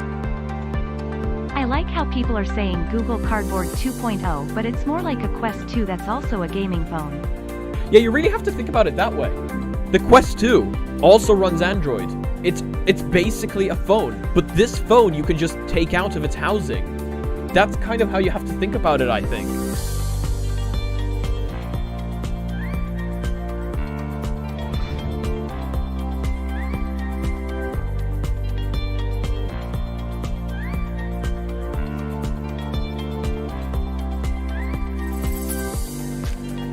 Like, and you see it's got a second battery as well in the back, which is really cool. It really is a Quest 2, but you can take it out, you know? And use it for other things as well. I am so interested in price. They did say for the masses, and I am so interested in price, because I do wonder how this will compete with the Quest, and it does have mini HDMI, which mini HDMI as a connector is a pretty bad connector. I've had 4 of them break on me, but it's still better than USB. Just saying. Hey, thank you so much for the donations. But yeah, honestly, I think this idea of being able to switch housings for different FOVs is also quite cool. I would have to see it like in person to be able to see how good it actually is, but I like the idea. I have nothing against this idea. True.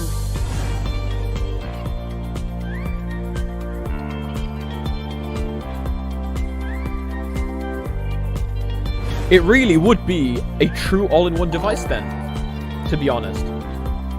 The device is cool. Lose the suit and ponytail. Hey, some people like the suit and ponytail, to be honest. Facial track, like, see this? See this? And this time it's not only lip tracking, it's also face tracking. I think this is something we've never seen before. And sure, you could say it's something we've seen before, but look at the amount of things you can actually do with it. Depending on price, I think this is something a lot of people are going to be interested in. It may not look as pretty as the Quest since you can take it out and put it back in, so it kind of looks basically like a Daydream headset, at least in these. But the thing is, it can do so much more than a Daydream headset. I think they're onto something. It sure does seem like it. And It's something I totally didn't expect going into this. Seriously.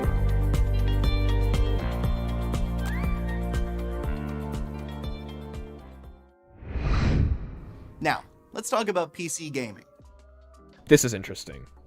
I'm excited. PCs have long been the king of gaming devices, yet we've been playing PC games the same way for decades. We're limited by physical space, and we can only enjoy games on a PC in certain scenarios. The seated posture used when gaming at a desk is extremely unnatural for the human body, and we run into even more issues when we consider that PCs are often designed for productivity first, with gaming as an afterthought. There are some handheld consoles on the market that can play PC games, but they still have many problems such as low frame rates, poor image quality, and high power consumption. Steam Deck just got This leads to a denied. short usage time, heavy devices, and subpar screens.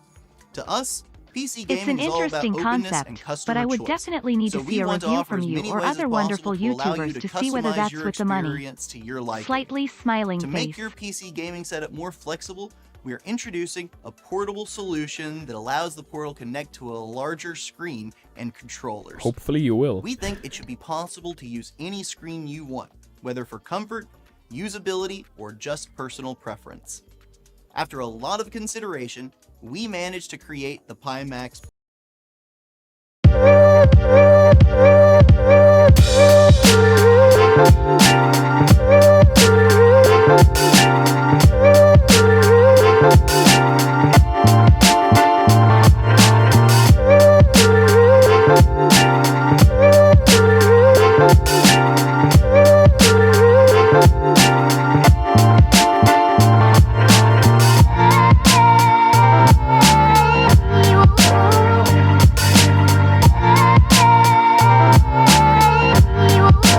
that still offers fast refresh rates and a high pixel density.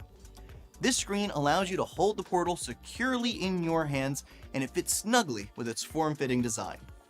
We integrated the WiGig module alongside the expansion screen and combined it with our split rendering technology.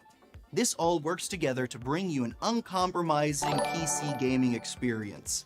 The WiGig streaming I'm only module worried about these helped us events create because the best tech streaming promises and are cool, networking but technology they're that just we promises, could, and implement Pimax them makes in a the lot new of them. Pimax station. We Together would with have the to see native it streaming IRL, really, application, wouldn't we? These features allow you to stream any game over a network, as all computation is performed on a remote computer. This is another core technology that Portal puts to good use, making games easier to access and to So afford PC our cloud products gaming. better battery life. Whether it's on the couch at home or in the bed, you can play your favorite AAA games on the Portal. To allow you to bring such a fantastic PC gaming experience with you wherever you go, we developed the Pimax Mini Station. The Mini Station functions as a portable, off-board processor and operating system for Portal, so you can put your PC right in your pocket. This combination architectural design offers some select performance advantages unique amongst handhelds. By connecting the XR2 to the PC-structured CPU plus GPU through the WiGig, Portal excels in a number of usage scenarios. At home, the WiGig module allows you to stream your favorite games directly from a PC to the Portal. You can use the main Portal body, or you can use the Portal XL around the house and easily stream your games over WiGig. For those of you who don't have a PC but want to have a system capable of being upgraded to the most recent graphics hardware, we offer the Power Station, a pre-configured So, user-upgradable PC I think this is what they solution. talked about in the last With one, the same support thing? of split rendering, we can achieve twice the frame rate of traditional PC handhelds while keeping the weight of the machine in your hand to a minimum. So you could take your favorite AAA games with you wherever you go without the bulky laptop. We know that many game manufacturers are also strongly recommending cloud games. However, the popularity of cloud-based gaming is currently restricted by three major factors: low picture quality, frame drops, and lag. These all lead to the current cloud gaming experience being less than perfect.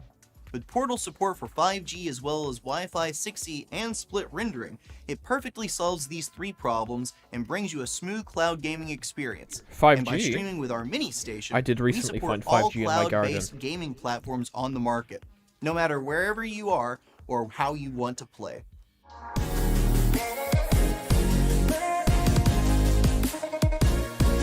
Literally, how much features do you want? Yes. It does seem like this thing has pretty much everything packed in, doesn't it? But I'm kind of like you guys. I would need to see it IRL and see it in person to be able to, like, believe everything. It seems so good. Almost too good to be true. I would love to see it. It does seem like a great idea, though.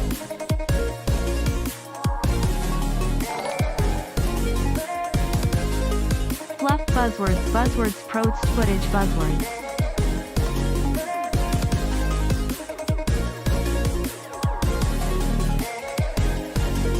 Like, if this does happen and if it works, that is literally, that's Steam Deck software right there.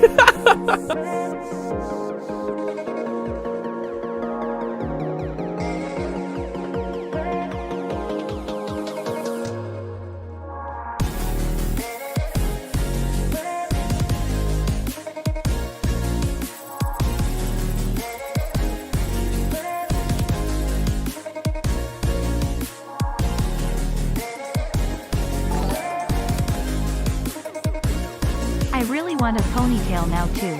Oh, trust me, I do as well. We're gonna make it happen. Look, it's growing out. We're gonna make it happen.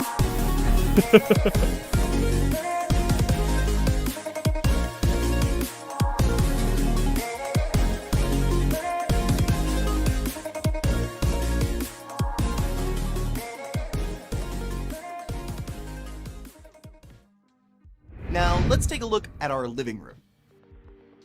Many people have a big TV in their living room. It's where we go to play games, watch movies with family, and relax.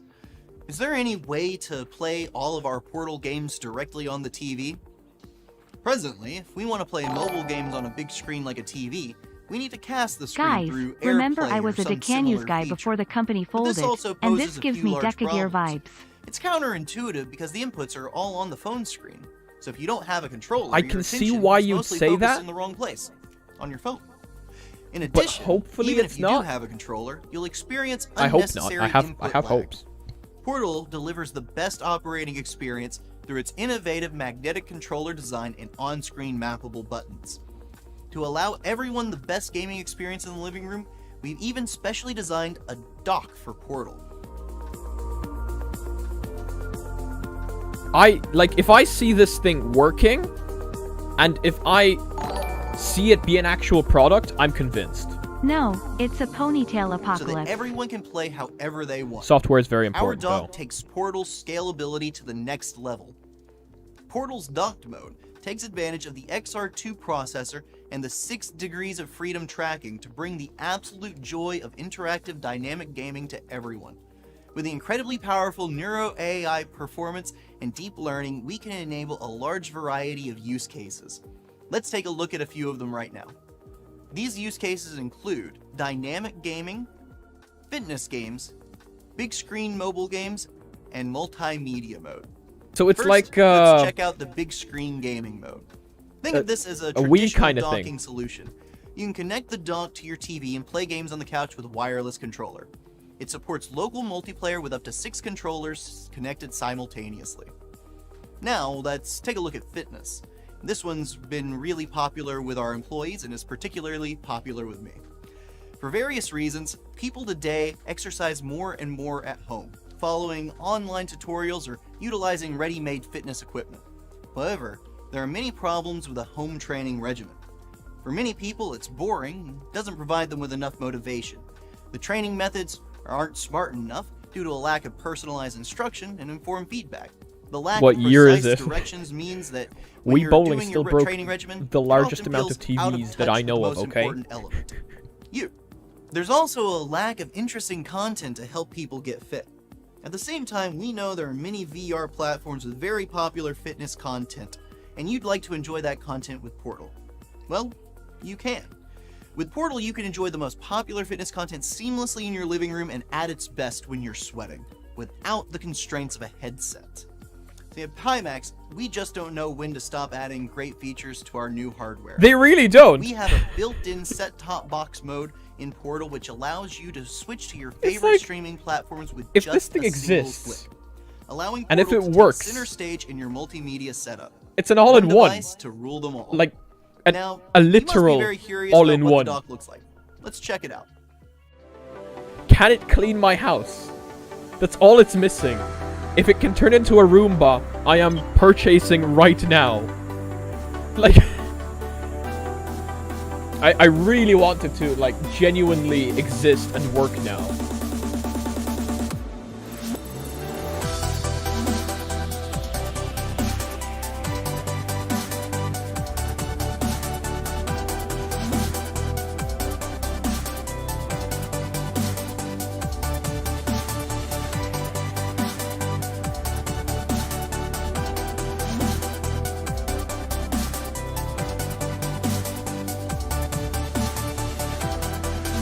You're right, it does need to be a projector. You wouldn't need a TV then, would you actually? That is something that's missing. Pimax next iteration, please. We need it to have a built-in projector.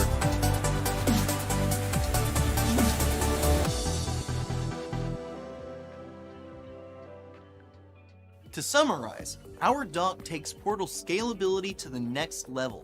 You can connect the dock to your TV and play games on the couch or anywhere else you go with your favorite wireless controller, to play VR fitness games on your TV or even as your multimedia streaming device.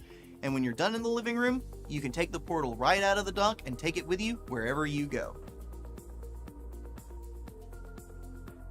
Okay.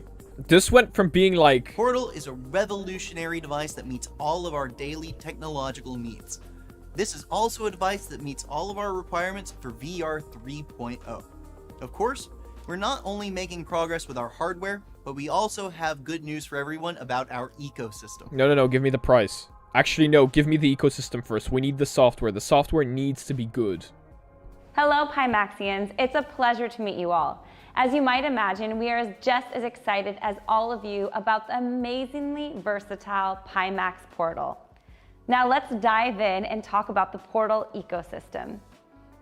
This new device is literally a portal that allows gaming enthusiasts everywhere to travel freely between VR games, mobile games, motion sensing games, and much more. Whether you enjoy them alone or at home, or even just looking forward to playing games with your friends, the Pimax Portal is your best choice. When you use the Portal in VR mode, we have a selection of many popular games. This includes sports, fighting, shooting, archery, adventure, horror, casual, puzzle, and other genres. With the Portal, you can be transported to a new virtual world anytime or anywhere. We are excited to announce that we are also offering a number of top More than quality anything else, action I want to games see for the companies Portal. slow the hardware Whether push you are and focus swinging on a making the racket, software for what we battling it already have out on the cleaner tennis experience. court, or dancing to the beat to your favorite tunes, Software is you will very be important. amazed at the exciting experiences you can have with the new Pimax Portal. The Pimax Portal is so versatile. It has attracted many content developers, and we are honored to introduce you to some of the best right now, to talk about how they think VR will impact the future. Hi, I'm Brandon Niegoff, the founder of Click Games. Our publishing studio is focused on the bright future What a that VR voice. is bringing to users all around the world. We're pushing the medium with our VR games like Dragon Fist VR Kung Fu, where we're incorporating full body tracking, real-world physics, and true-to-life martial arts action. Pimax shares these same goals, and being a partner with them has brought our games to an even wider audience that shares them too. We not only look forward to the future of VR, AR, and XR, but we are proud to be a part of building that future alongside partners like Pimax. Thank you. Dzień dobry, nazywam się Aleksander. Jestem jednym z założycieli Carbon Studio. Polish. Parę lat temu stworzyliśmy Carbona po to, aby dostarczać użytkownikom nowych wrażeń. Wrażeń, które były niedostępne dla użytkowników zwykłych monitorów. Dzięki współpracy z Pimaxem, Carbon Studio możemy zaprezentować Wam nasz flagowy tytuł Warhammer Age of Sigmar Tempest. Jest to gra ze świata Warhammera, gdzie gramy jako potężny wojownik, jeden z ulubieńców Sigmar. Walczymy z główną frakcją Age of Sigmar, czyli z Night Huntami. Tak prosto, jak to jest tylko możliwe. Hi Pimax fans, I'm happy to let you know that Virtual Fighting Championship will be among the first lineup in the Pimax new headset. In VFC, you can fight anyone you meet online, or your friend, or your family, over the internet. So, see you in the ring. We are excited to be I do bringing love fighting a my classic family. Snake game to to Pimax. Grow your Slurpee worm as long as possible in Space Slurpees. Play online or with your friends. Space Slurpees is a delight and looks better than ever on these headsets. Here at Starcade Arcade, we are excited to be taking the next step in the VR industry with Pimax. Thank you so much. In portable mode, the Pimax Portal supports the open Android ecosystem. This robust ecosystem allows you to play the world's most popular mobile games, including Raid Genshin Shadow Impact, Legends, Diablo Immortal, PUBG, and countless others. There are over 400,000 Andrew games currently available and many thousands of new games every month. Portal also provides recommended virtual button mapping between the virtual buttons and the joystick's physical buttons for popular games. You can easily download these with just a single click and start playing instantly. This key mapping feature greatly improves the gaming experience and is only one of many great features you will discover with your new Pimax Portal. In living room mode, you will find a great range of motion sensing games that are both exhilarating and feature a lot of motion. These games are both fun and provide some healthy exercise with your family. Last year, our Pioneer Plan development program attracted a wide range of developers from around the world to collaborate with Pimax and allow the launch of this new ecosystem with many great software titles. This year, we have continued to improve our development kits and are extending those and full support to developers who join the development effort for VR, mobile motion sensing games, and more. We are also excited to assist developers who are providing quality content, exclusive optimization, VR modes, and various patch or optimization packages. Our new Pimax store aspires to be the most open and inclusive content ecosystem that content creators and VR enthusiasts everywhere can enjoy. This ecosystem is designed from the ground up to be attractive for developers around the world to join. We have prepared the first 1,000 Portal development kits to provide to developers free of charge, and we have also fully optimized so they already the have approval development process. kits. As long as your content achieves Pimax minimum technical approval, it will be released to the global audience. If you are a developer and wish to contact us, you can do so at the link below, developer@pimax.com. You can also check out our Portal SDK at developer.pimax.com. It already Pimax exists. has prepared more than 30 roadshows across Europe, the United States, Japan, Korea, and other regions, and we sincerely invite VR enthusiasts, developers, and friends of Pimax to participate in these exciting events. You can experience our new headsets on site, promote your content, and communicate with us face to face. The Portal's controller supports a full 6 degrees of freedom, allowing incredibly accurate movements and fast clicks. It supports rackets, bows, arrows, boxing gloves, and more. We are also willing to work with hardware accessory developers to support a full ecosystem of attachments. We can provide you with sales channels in the store and even offer your accessories in our official hardware bundles. The construction of Pimax ecosystem requires the participation of not only developers, but also our amazing Pimaxians. We would like to sincerely thank our 75 users who actively participated in the eco-building process. It was only possible with your support that Pimax Store was able to be officially launched back on September 28th. In appreciation of this, all of you will receive a unique medal for appreciation of your service in the Pimax Store. Let's create a diverse and free Pimax ecosystem together. Thank you. Now back to Joshua. Wow, it looks like we're gonna have the longest conclusion ever. Now it's time to talk about the price. So much to talk about. Due to the many technologies we've accumulated during the development of the Reality series, we've been able to lower costs for this device to an unprecedented level for Pimax. By reusing these technologies, we've been able to bring the new Pimax Portal to market at just $299.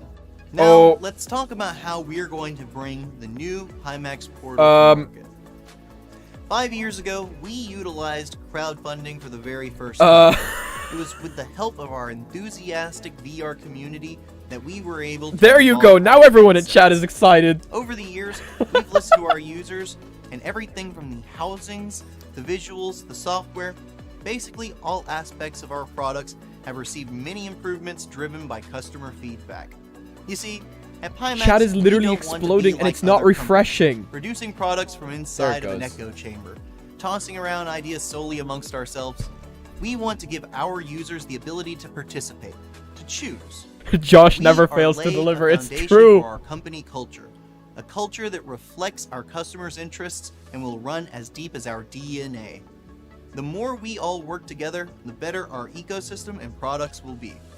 After listening to our user suggestions and feedback, we have decided to follow their will and use the Kickstarter platform to start a global pre-sale for Portal, where we will be able to communicate with our users and respond to their opinions openly and transparently. That Some people may ask, why a Kickstarter? blew everything out The of answer is that all of this is about learning from our customers and establishing the level of interest for this exciting new technology. As the Portal and its View VR kit accessory have passed through the research and development stages successfully, Portal is ready for mass production. However, there are still many aspects we would like to call on users to participate in. Do you want us to offer a 512GB option? Should we offer multiple color options for Portal's chassis and controllers? What type of content would you like to experience first using Portal? You can provide your feedback on all of these topics and more through our Kickstarter, where we will have someone to follow up on and pass on your valuable opinions. In summary, Portal is a high-powered, Android-based, all-in-one gaming device capable of handheld, dock, and VR modes. The screen is a market-leading 4K resolution at 144 Hz, and it is powered by the Qualcomm XR2 processor. It adds valuable functionality such as fitness coaching, multimedia streaming, and deep learning-based technologies. The optional Metaverse Edition includes face, eye, and lip tracking. The Portal View headset accessory and its interchangeable lenses give you the choice of how you experience VR, and the combination of mini station and WiGig module lets you experience high-quality PC gaming on the go with split rendering. It comes in 128 and 256 GB storage options, with the option to expand the storage via a micro SD card. We can't wait for you to experience Portal. Well, you guys have wanted a headset with expandable storage for a while now. Everyone get to experience it for the very first time.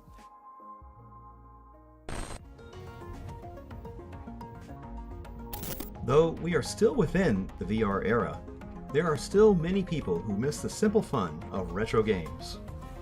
These games are not just fun for us, but they bring us all together. When our developer community first got a look at the Pimax Portal, they were amazed at what an innovative product it is, and were intrigued by the wide array of capabilities that are built into the Portal. This doesn't just give us a glimpse of the future, but it also reminds us of the good old days and great memories with family and friends. There is something amazing built by our community members that we'd really like to share with you. You can simply plug in your Portal into a machine and instantly bring up an authentic retro arcade experience. From the very first moment developers were able to check out the Portal, they're starting having new ideas for it, and have not stopped ever since. And here at Pimax, we love This that thing is really just like, what would you like? The Portal yes. is designed to be a game console that can be used to develop games. But it also includes an open hardware platform developed by the community, allowing not only software, but the creation of innovative hardware accessories. Both Portal SDKs and HDKs, along with all the specifications, will now be opened up to the broader community. We are all excited to see what you can create with the new Pimax Portal.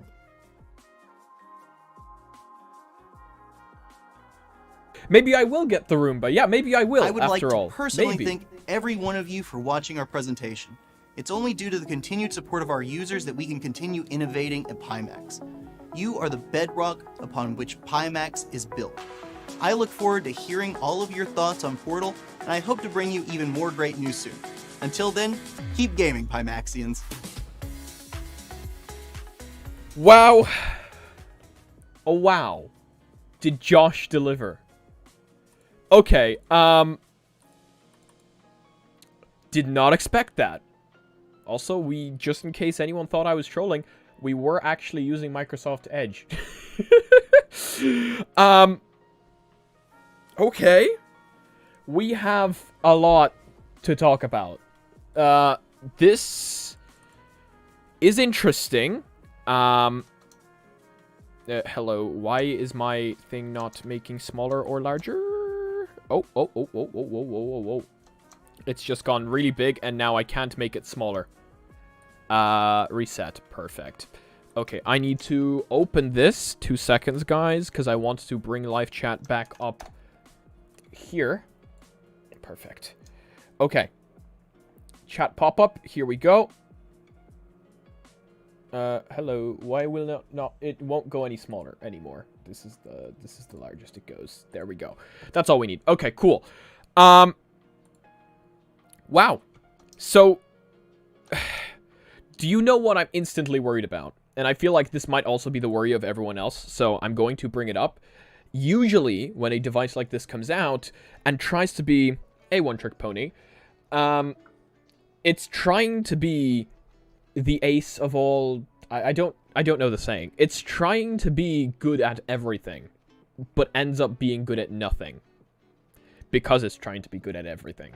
And that's what I'm worried about. Jack of all trades. There we go. That's it. So, if I wanted to actually... Like, I cannot recommend this. I've not seen it. I've not used it. I don't know. And a lot of you are having doubts. And a lot of you are, of course, being skeptical. And, of course, that makes sense. Because, as I said, you try to be an ace of all spades. And, you know. But, what I'm thinking is we need to try it out first. We need to see reviews, whether it's from me, whether it's from someone else. We need to actually try it. And Pimax is going on their tours, and I will attempt being the key word, to try and actually visit one of them and see it. But if it delivers, it is probably one of the coolest devices I have seen in a very long time. I don't think I'm over-exaggerating. If it delivers, and if the software is good, am I wrong in thinking that you guys would agree with me saying that it is really cool? Ace of all spades. I did just say ace of all spades. You can clearly tell I'm very good at the English. But someone needs to try it first, and someone needs to do an independent review. Whether it's me, whether it's someone else, this is something that will need to be tested thoroughly, because there's a lot of things that could go wrong. Software, incredibly important. But also, as a lot of other people are mentioning in chat, light leakage. Of course, the device that you can take out and put back into the headset, you could have light leakage. If that is not dealt with properly, it could be a no, essentially. You know, a light leakage is going to be very, very important. So I'm still blown away, to be completely honest. I am still blown away, because these guys literally took it, and they were like, what do you want? What features would you like? And just said yes to everything. If this works, it is incredible, and I am in love with the device. As I was showing this earlier on. This is actually, oh, hello. What's in here? Whoop. I don't know what this is. I use this to play games on Android. I play PPSSPP. I play PlayStation Portable games on my Android phone. So, I'm quite a big Android gamer. I don't play like Raid Shadow Legends and stuff, but I do play some sort of game. So it would be nice to be able to take it out, use it as something else. And also, it being like a hub for basically everything. Also, can I just say, I really liked that idea for a retro machine at the end. Like, I actually really did. I'm trying to get a studio, and having one of those in, like, a corner of my studio space, if I managed to get one, would be amazing. But yeah. So glad that you are coming for the event. I'm going to try. I'll explain later on, but there are a few things stopping me from being able to come to the events. But I am going to do my best, because this could be revolutionary if done correctly. Like, there's so much that could go wrong that again, I feel like, wow, it's, seriously, it needs to be tested. I cannot speak, I cannot say go to the Kickstarter now and pre-order, because that would be, you know, completely against everything that I think. Especially since, you know, some people are very skeptical about Kickstarters, so I'm not going to say flood the Kickstarter and purchase it right now. If you do that, that's your very own choice. Personally, this is like a device that doesn't exist yet.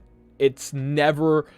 This is something that I have never seen done before. People said to compare it to the Daydream. This is a lot more than the Daydream, guys. This is a lot more than the Daydream. And I do agree with this. I don't think anyone is hating. Everyone's just careful AF. I think that is very, very true. Let me make this clear. I'm also not hating. I am in love with the idea of the device. And the reason I am saying idea is because there's a lot to be skeptical about and be careful about. You can see the censored message. Of course you can, because stuff shows up. That's too bad. There's nothing I can do about that. The live chat doesn't work, so this is the best we have to work with. Actually, I can probably fix it. 2 seconds. Let me launch my favorite web browser, Microsoft Edge.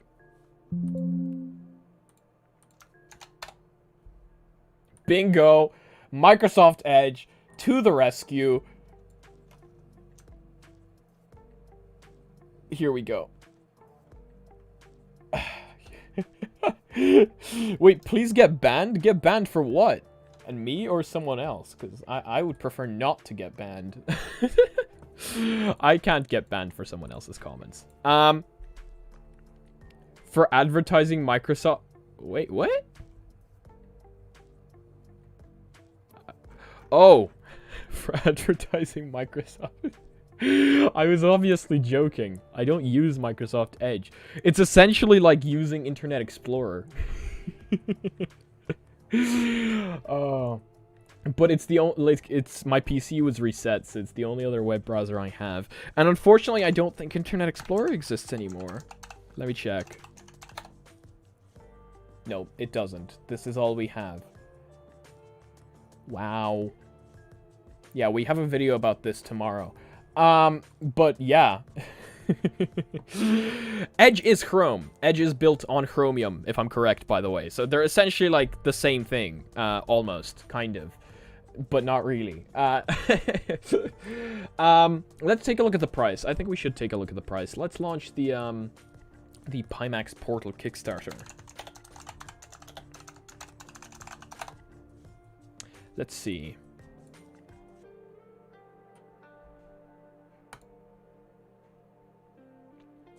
Where is the Portal Kickstarter?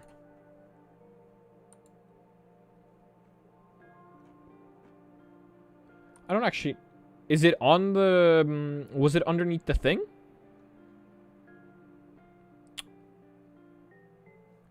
Was it underneath the video? Oh, it's not open yet. Oh, yeah. Yeah. I thought that might be the case. Damn it. I wanted to take a look at it. Let's take a look at their website. Does their website have anything about it? No, nothing yet. I wanted to take a look at, like, the marketing materials, but... Wow. I don't have a release date. I don't think they showed us a release date either. They have dev kits, though. Like, they have dev kits. Which means that it exists, which means it's being sent out to developers. I wonder if we're getting... leaks, like, from developers on, like, Twitter and stuff. That would be hilarious. Yeah, 1,000 dev kits ready to go. That's impressive. Because people were like, this thing probably doesn't exist and stuff, when clearly they've got dev kits, so it does exist. It's just a matter of how good is the software, how good does it actually work. That's the part we're interested in. And I assume for us to actually be able to do that, then we need, you know, we need independent reviewers to go check it out. For those of you, let's do a quick TLDR, right? So this started off as a handheld Android gaming device for Raid Shadow Legends. No, on a serious note, though, it already started off like a pretty cool device. Like, I know people that would definitely be interested in this, as just a Android gaming device that kind of looks like a Switch, and then they added WiGig to it to make it connect seamlessly to a larger screen, that was already pretty cool. And then they gave it 6DoF by putting cameras on the back, and then they made the sides removable, kind of like on a Switch, and you could put that into things that kind of look like Quest 1 controllers, but VR game controllers, essentially, and those are 6DoF tracked, and then you can put the main unit, I guess, you can call it a main unit, into a shell of a headset, and you get a few different shells of headsets, depending on what FOV you want, and then from there, it essentially becomes a VR headset, a standalone VR headset with an XR2. So it's a Quest 2. It's literally a Quest 2. Because, well, it's not, because the specs and everything else is different, but for people that were saying it's going to be crappier, it literally has an XR2. The Quest has an XR2. The Quest is 6DoF tracked. This is 6DoF tracked. So it's like, it's essentially a Quest 2 that is way more versatile. Like, oh yeah, with face and eye tracking. Thank you for making that clear. I don't remember eye tracking, to be honest. I don't remember eye tracking, but I remember the face tracking. Face and lip tracking. So, and they're going to release in Japan. Nintendo's lawyers are going to be all over that. This is literally like an all-in-one. Seriously. True, but what I'm afraid of is it sounds like they may be reaching too far because historically all-in-one devices are generally mid. Yeah, this is exactly what I was talking about at the very beginning. It's trying to be good at everything, which is what I'm worried about, but that's why we need to see this thing in the flesh. And thank you so much for the donation. But yeah, seriously. This thing is really trying to be a jack of all trades. And then you can connect it to your, True, but what I'm afraid of is it sounds like they may be reaching too far because historically all-in-one devices are generally mid. Am I wrong? Question mark? You can connect it to your TV, make it be a hub, and you can watch, like, movies. It's literally trying to be everything. It is literally trying to be everything. I'm not hating on it, but I'm also skeptical. Just, like, I want to make it very clear. I love the idea, but I cannot say to everyone, go out and buy it right now, because we need to make sure that it works. It's like, damn. If it works as well as they say it does, then the value is amazing. I completely agree. If, like, seriously, I wonder how it's going to look, though, when you slide it into a headset, you know? I wonder, like, if it's going to look good or if it's just going to look really jank. It has to look good, right? If they're releasing it as a product, they kind of can't release it to make it look jank. How about no? This AI bot can just, like... No! AI bot, bad! Bad! Bad bot! Bad! Goodbye. Get hidden. Thank you for spamming the chat and getting rid of the bot. Oh no, we're getting TTS. No, can we please stop the spamming? The Quest 2 will still be supported for a while. It has to be. They haven't released anything new yet. Even with the Quest 3, I assume it's going to still be supported for a while. Oh, it just skipped all the commas. Oh, TTS is trolling you. This is not an all-in-one. This is modularity. And with split rendering at that. Do you know how long Valve has been eyeing split rendering? Yeah, this... Actually, that's true. Well, no, you can kind of call an all-in-one and modularity the same thing, depending on what you do.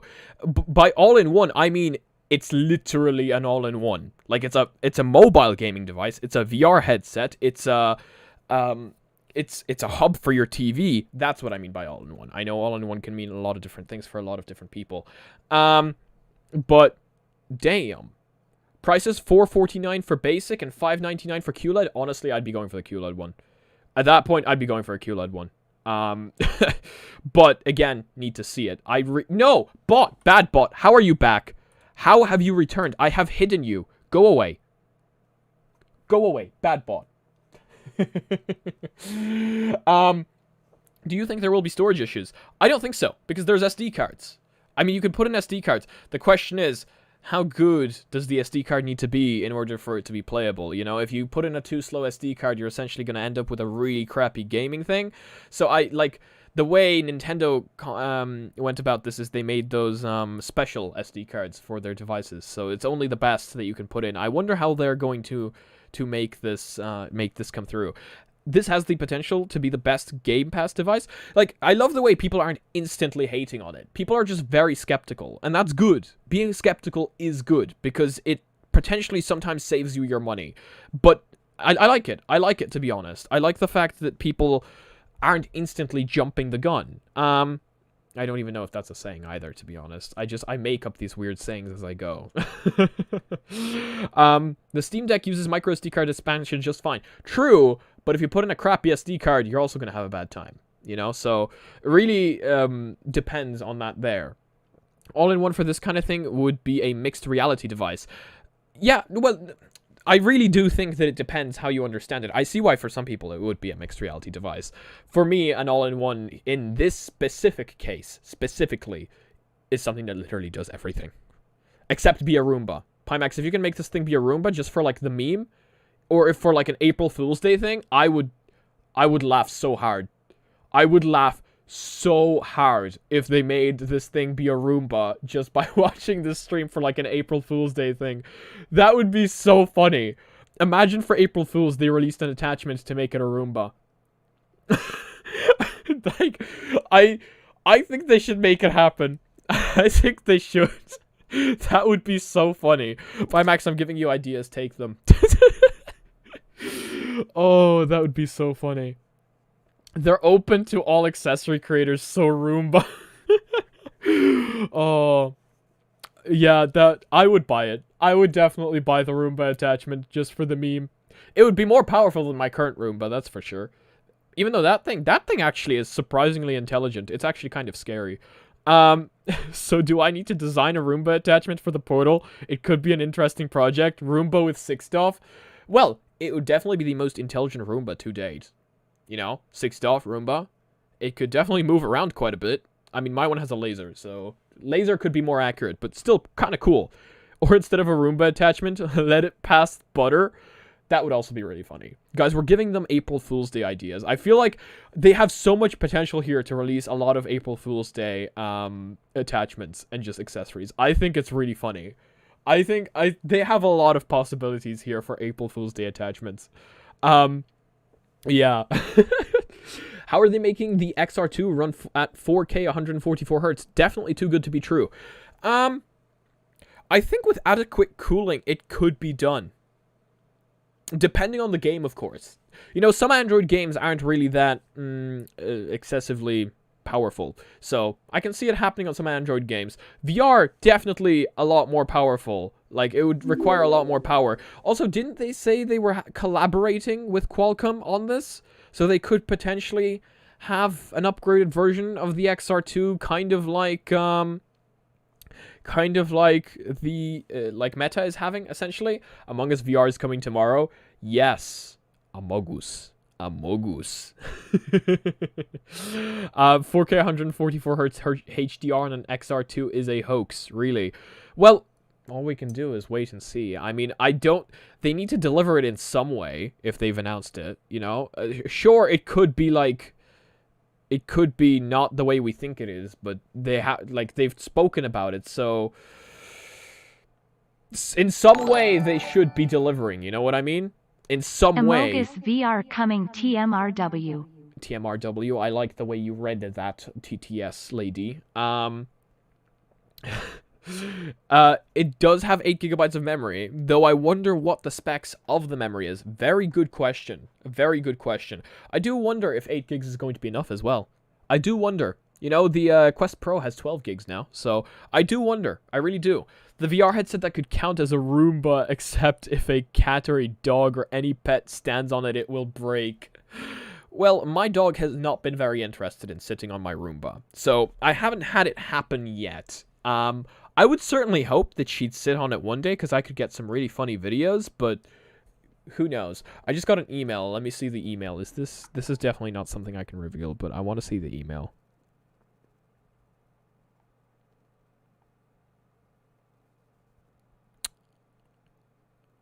Oh!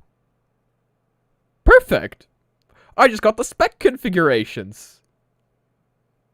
Let's take a look. Wait, am I allowed to speak about this? Yeah, no, I can. Yeah, I think. Well, I hope. I'm gonna take a look at them anyway. Well, no, they sent it to me now, so I'd say I can.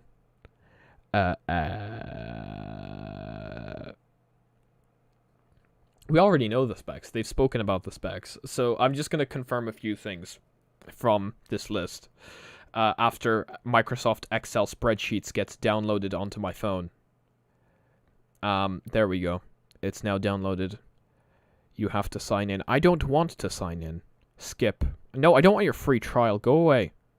No, I don't want... Do not send optional...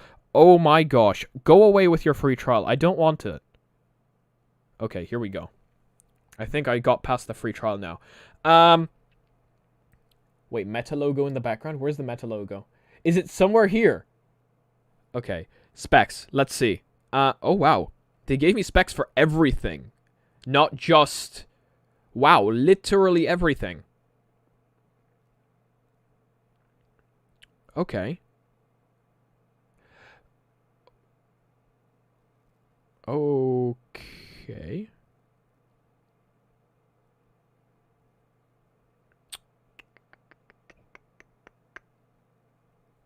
Okay, it's keeping to that thing of the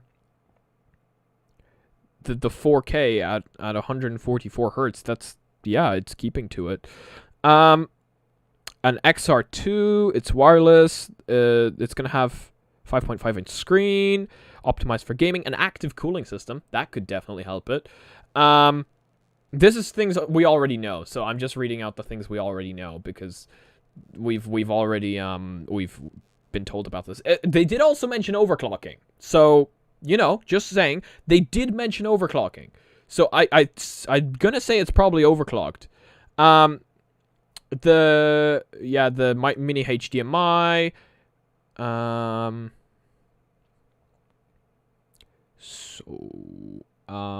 Split rendering, we've spoken about that. The swappable headset, 6DoF tracking, the Qualcomm XR2, the Pimax UI, which I really hope to... I hope it's nice. I really hope it's nice. I have high hopes. The 40 ppd in movie mode and the 20 ppd in 140 FOV. Interesting. WiGig compatibility, Bluetooth 5.1, Wi-Fi 6E. Interesting. Very nice. 5G. Yeah, 5G. 5G is something I was interested in. 5G I was something really interested in. High hopes for... We don't want to get copyrighted, okay? We don't want to get copyrighted for singing high hopes. The 5G is interesting. How is the 5G going to be... Like, I put my SIM card in 5G? That's what I'm getting, right? 5G is literally 5G, right? Like, 5G is not 5 gigahertz, it's 5G. Because that would be pretty cool. I recently found 5G in my garden, and only in my garden. So, that's quite interesting. We know about all of this, to be completely honest. I'm trying to figure out... Ah, here we go. So this is interesting. The 4,000 milliamp hour internal battery and 6,000 milliamp hour rear battery. So we saw that during the presentation that it actually has a rear battery as well, and they were showing that off that that is going to extend battery life by quite a bit. Yeah, interesting. I am very pleasantly surprised. I loved the event. Josh did deliver, as usual. And all that's left now is to actually go check it out. Which we can't do today because I don't have it. I just got the keynote. The keynote thing as well. Oh. It is live. The Kickstarter... is live, is it? No, coming soon. Oh, why am I getting spammed now? What is happening?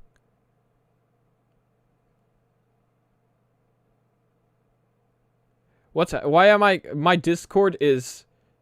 Oh, they're sending me the prices. Thanks, guys.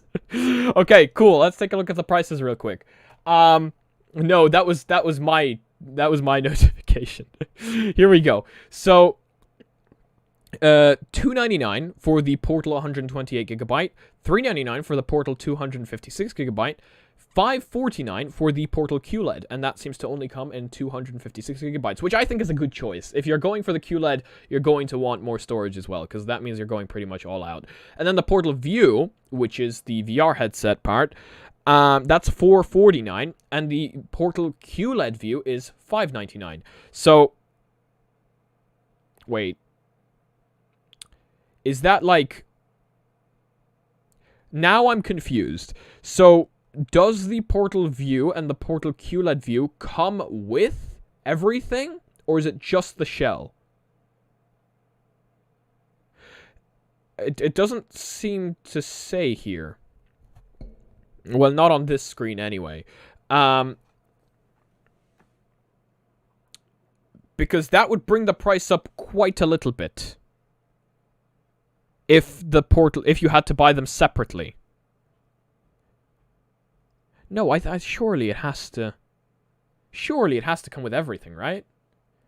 It seems like it's just the shell, and that's how they're going to make money.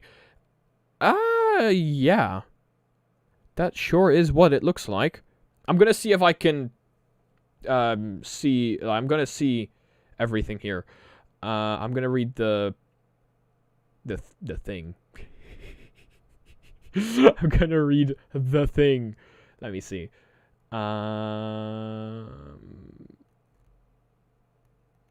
guess the only way to actually see is to wait for the Kickstarter to go live.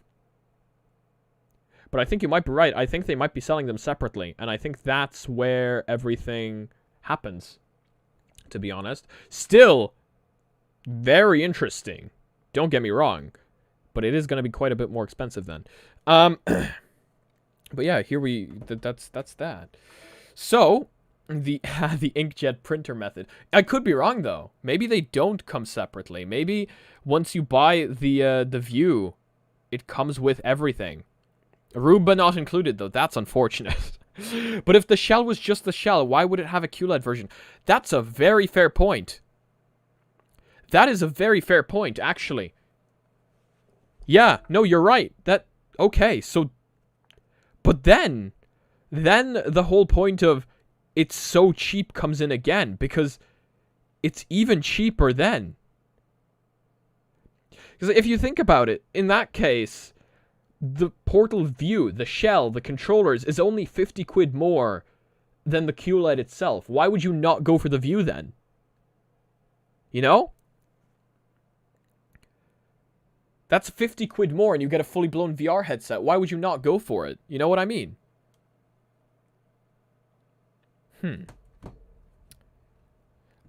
Unless the portals are different shaped. The QLED versus the non-QLED. Unless, yeah. I mean, it clearly connects to the shell somehow, right? Because of the magnetic connectors on the side. So, yeah, I can definitely see that. So unless they are differently shaped or have some sort of different connection, it is quite confusing. I bet we're going to find out more sometime, but there's still a lot of questions that are unanswered, but I think it is very... Oh wait, you got an answer on the Q&A channel? Portal View is together with the Portal. Wow. Well, we have the answer. We have the answer. That is impressive. 50 quid more to make it a fully blown VR headset. Now there you go. The Portal View is a portal with the VR accessories and controllers. That price is like crazy in that case. That is crazy. Properly crazy.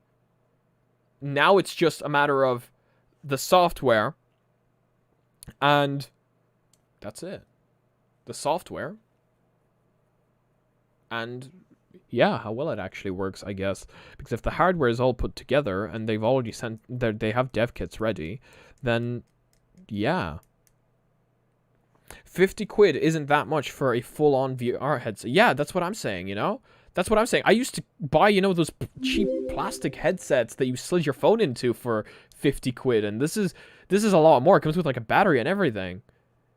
Regular model is $150 more for the View. Yeah, that's true.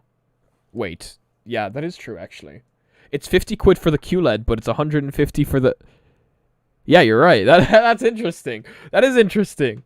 It's 50 quid only on the on the thing. The description says they're revealing the crystal. Ah, I messed up. I didn't change the description. Damn it. You'll have to review it if they're Portal Horizon, or whatever the name of the metaverse. Yeah. Does it have the desire for me to leave it, or whether I will stay in it forever, you know? That would be quite funny.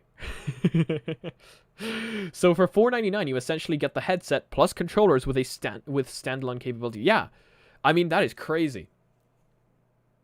I need to figure everything out now. This is not going to be fun.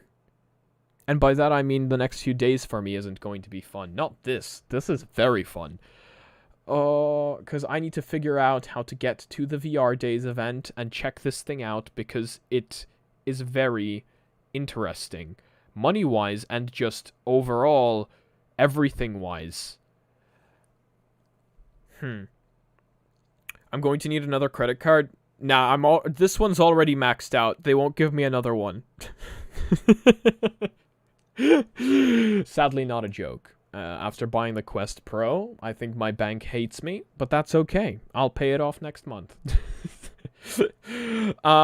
That's not my point, though. I need to figure out the whole renting situation, and only then will I be able to figure out whether I'm actually able to go to VR Days, which I will hopefully figure out tomorrow morning. It's very, very... There's a lot to think about and do. You thought I wasn't getting it? I thought I wasn't getting it, trust me. I was very sure that I wasn't going to be getting it. You don't need a credit card to get things for free. True, but to get to VR Days, no one's getting me to VR Days for free. Where is VR Days? In the Netherlands, No, it's not. Is it? It is. I think it's in the Netherlands. Is VR Days? I think VR Days is in the Netherlands. It's in Rotterdam. Which... Do not expose me for not knowing my geography. It is in the Netherlands. I was correct. Now you can't expose me. It's happening from the November 28th to December 2nd. Yeah. It's a very big event, by the way. It is a very big event. I would love to go. But I will have to see if financials are permitting. I will contact my accountant. Hey, Pimax is in the chat. What's up? But yeah, VR Days seems like a pretty big event. And I've watched a few videos from it in the past. It's going to be interesting. And it's the largest one that there is, supposedly. Well, one of the largest ones, at least. Yeah, very, very nice. Ooh, there's a lot. There's a lot to take in. Ooh. Huge event for us. Crystal and Portal will all be there. Hell yeah. Guys, that means that you get to check it out if you want to show up at VR Days. You get to check it out as well. Like, you don't need to be a content creator to show up at VR Days, which means more independent people should be able to review it, you know? So, that would be pretty damn cool. Hey, Pimax, did you hear about the Roomba attachment? Yeah, Pimax, please make the Roomba attachment, please. Please, just for April Fools. It would be hilarious. It would be so funny. It would be. Like, to be honest, it would be. Where's the website for this? For VR Days? I'll send you the website right now. Give me a second. Here is the website for VR Days. Plop. I'm actually really sad. I found out that VR Days are also hosting the... What's it called? The VR Awards. And I wasn't even nominated. I am so sad. I am going to cry all night. Nah, some really good people got nominated, though. Like, I think I voted as well this year. Because I vote every year. I would be surprised if I didn't. 2022 finalists. Let's see. Who was the finalists? Between Realities, very deserved. Cass and Cherry VR. Very deserved. Gamertag VR. Habby147. Karen X Sheng. Kent Bai, voice of VR podcast. Nacy. My English is breaking very slowly. Fia and Thrillseeker, of course. Yeah, all those very deserved. I do wonder whether it's like how they announced them live event. I do also apologize if I pronounced anything incorrectly. My English is just slowly falling apart as the night moves on. It is 11:34 p.m. So, yeah, that's a thing. But yeah. Nathan 9 stat. Oh, yeah, they have a lot of awards for just like different companies and stuff, and like different see, there we go, my English is gone. Categories, there we go. Every time a word comes back to me, I'm so happy. Tickets are now available. Oh, they're so expensive.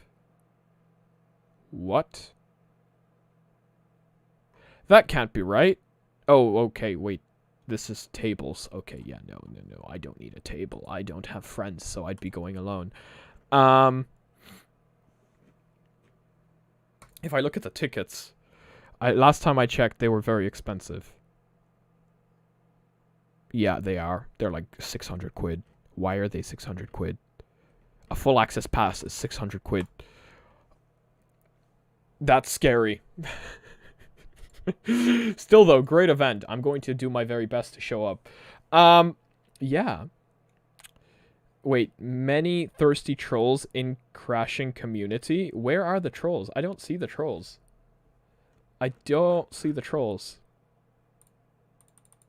Oh, 600 euros at the door. Normal is 450. Oh, okay. So it's cheaper. Still quite expensive, though. I mean, I've never been to, like, a proper event, I guess. So I understand that that's probably how much events normally cost. I've never even been to a concert. One time, I bought tickets to a concert, and I got scammed out of the money. So, big sad. Didn't get the tickets and didn't get to see the concert. So, never bought any tickets since. You should make some YouTube Shorts grin content. I will. I tried to do that one time, and it just didn't go very well for whatever reason. So, you know, maybe I'll get back to it, though. Maybe I'll get back to it. Pimax is the hero no one was expecting for the VR industry and upping the game. I'm telling you, if this thing works the way they say it works, which I have hopes for, they have upped the game by a lot. There's, like, no joke. They have just upped the game by a lot. That's not true. You have us, Mysticle. Hell yeah. Thanks, guys. Guess I'm not so lonely after all. Just use people's clips. Boom, YouTube Shorts. That's basically it. Most people on YouTube Shorts just re-upload stuff.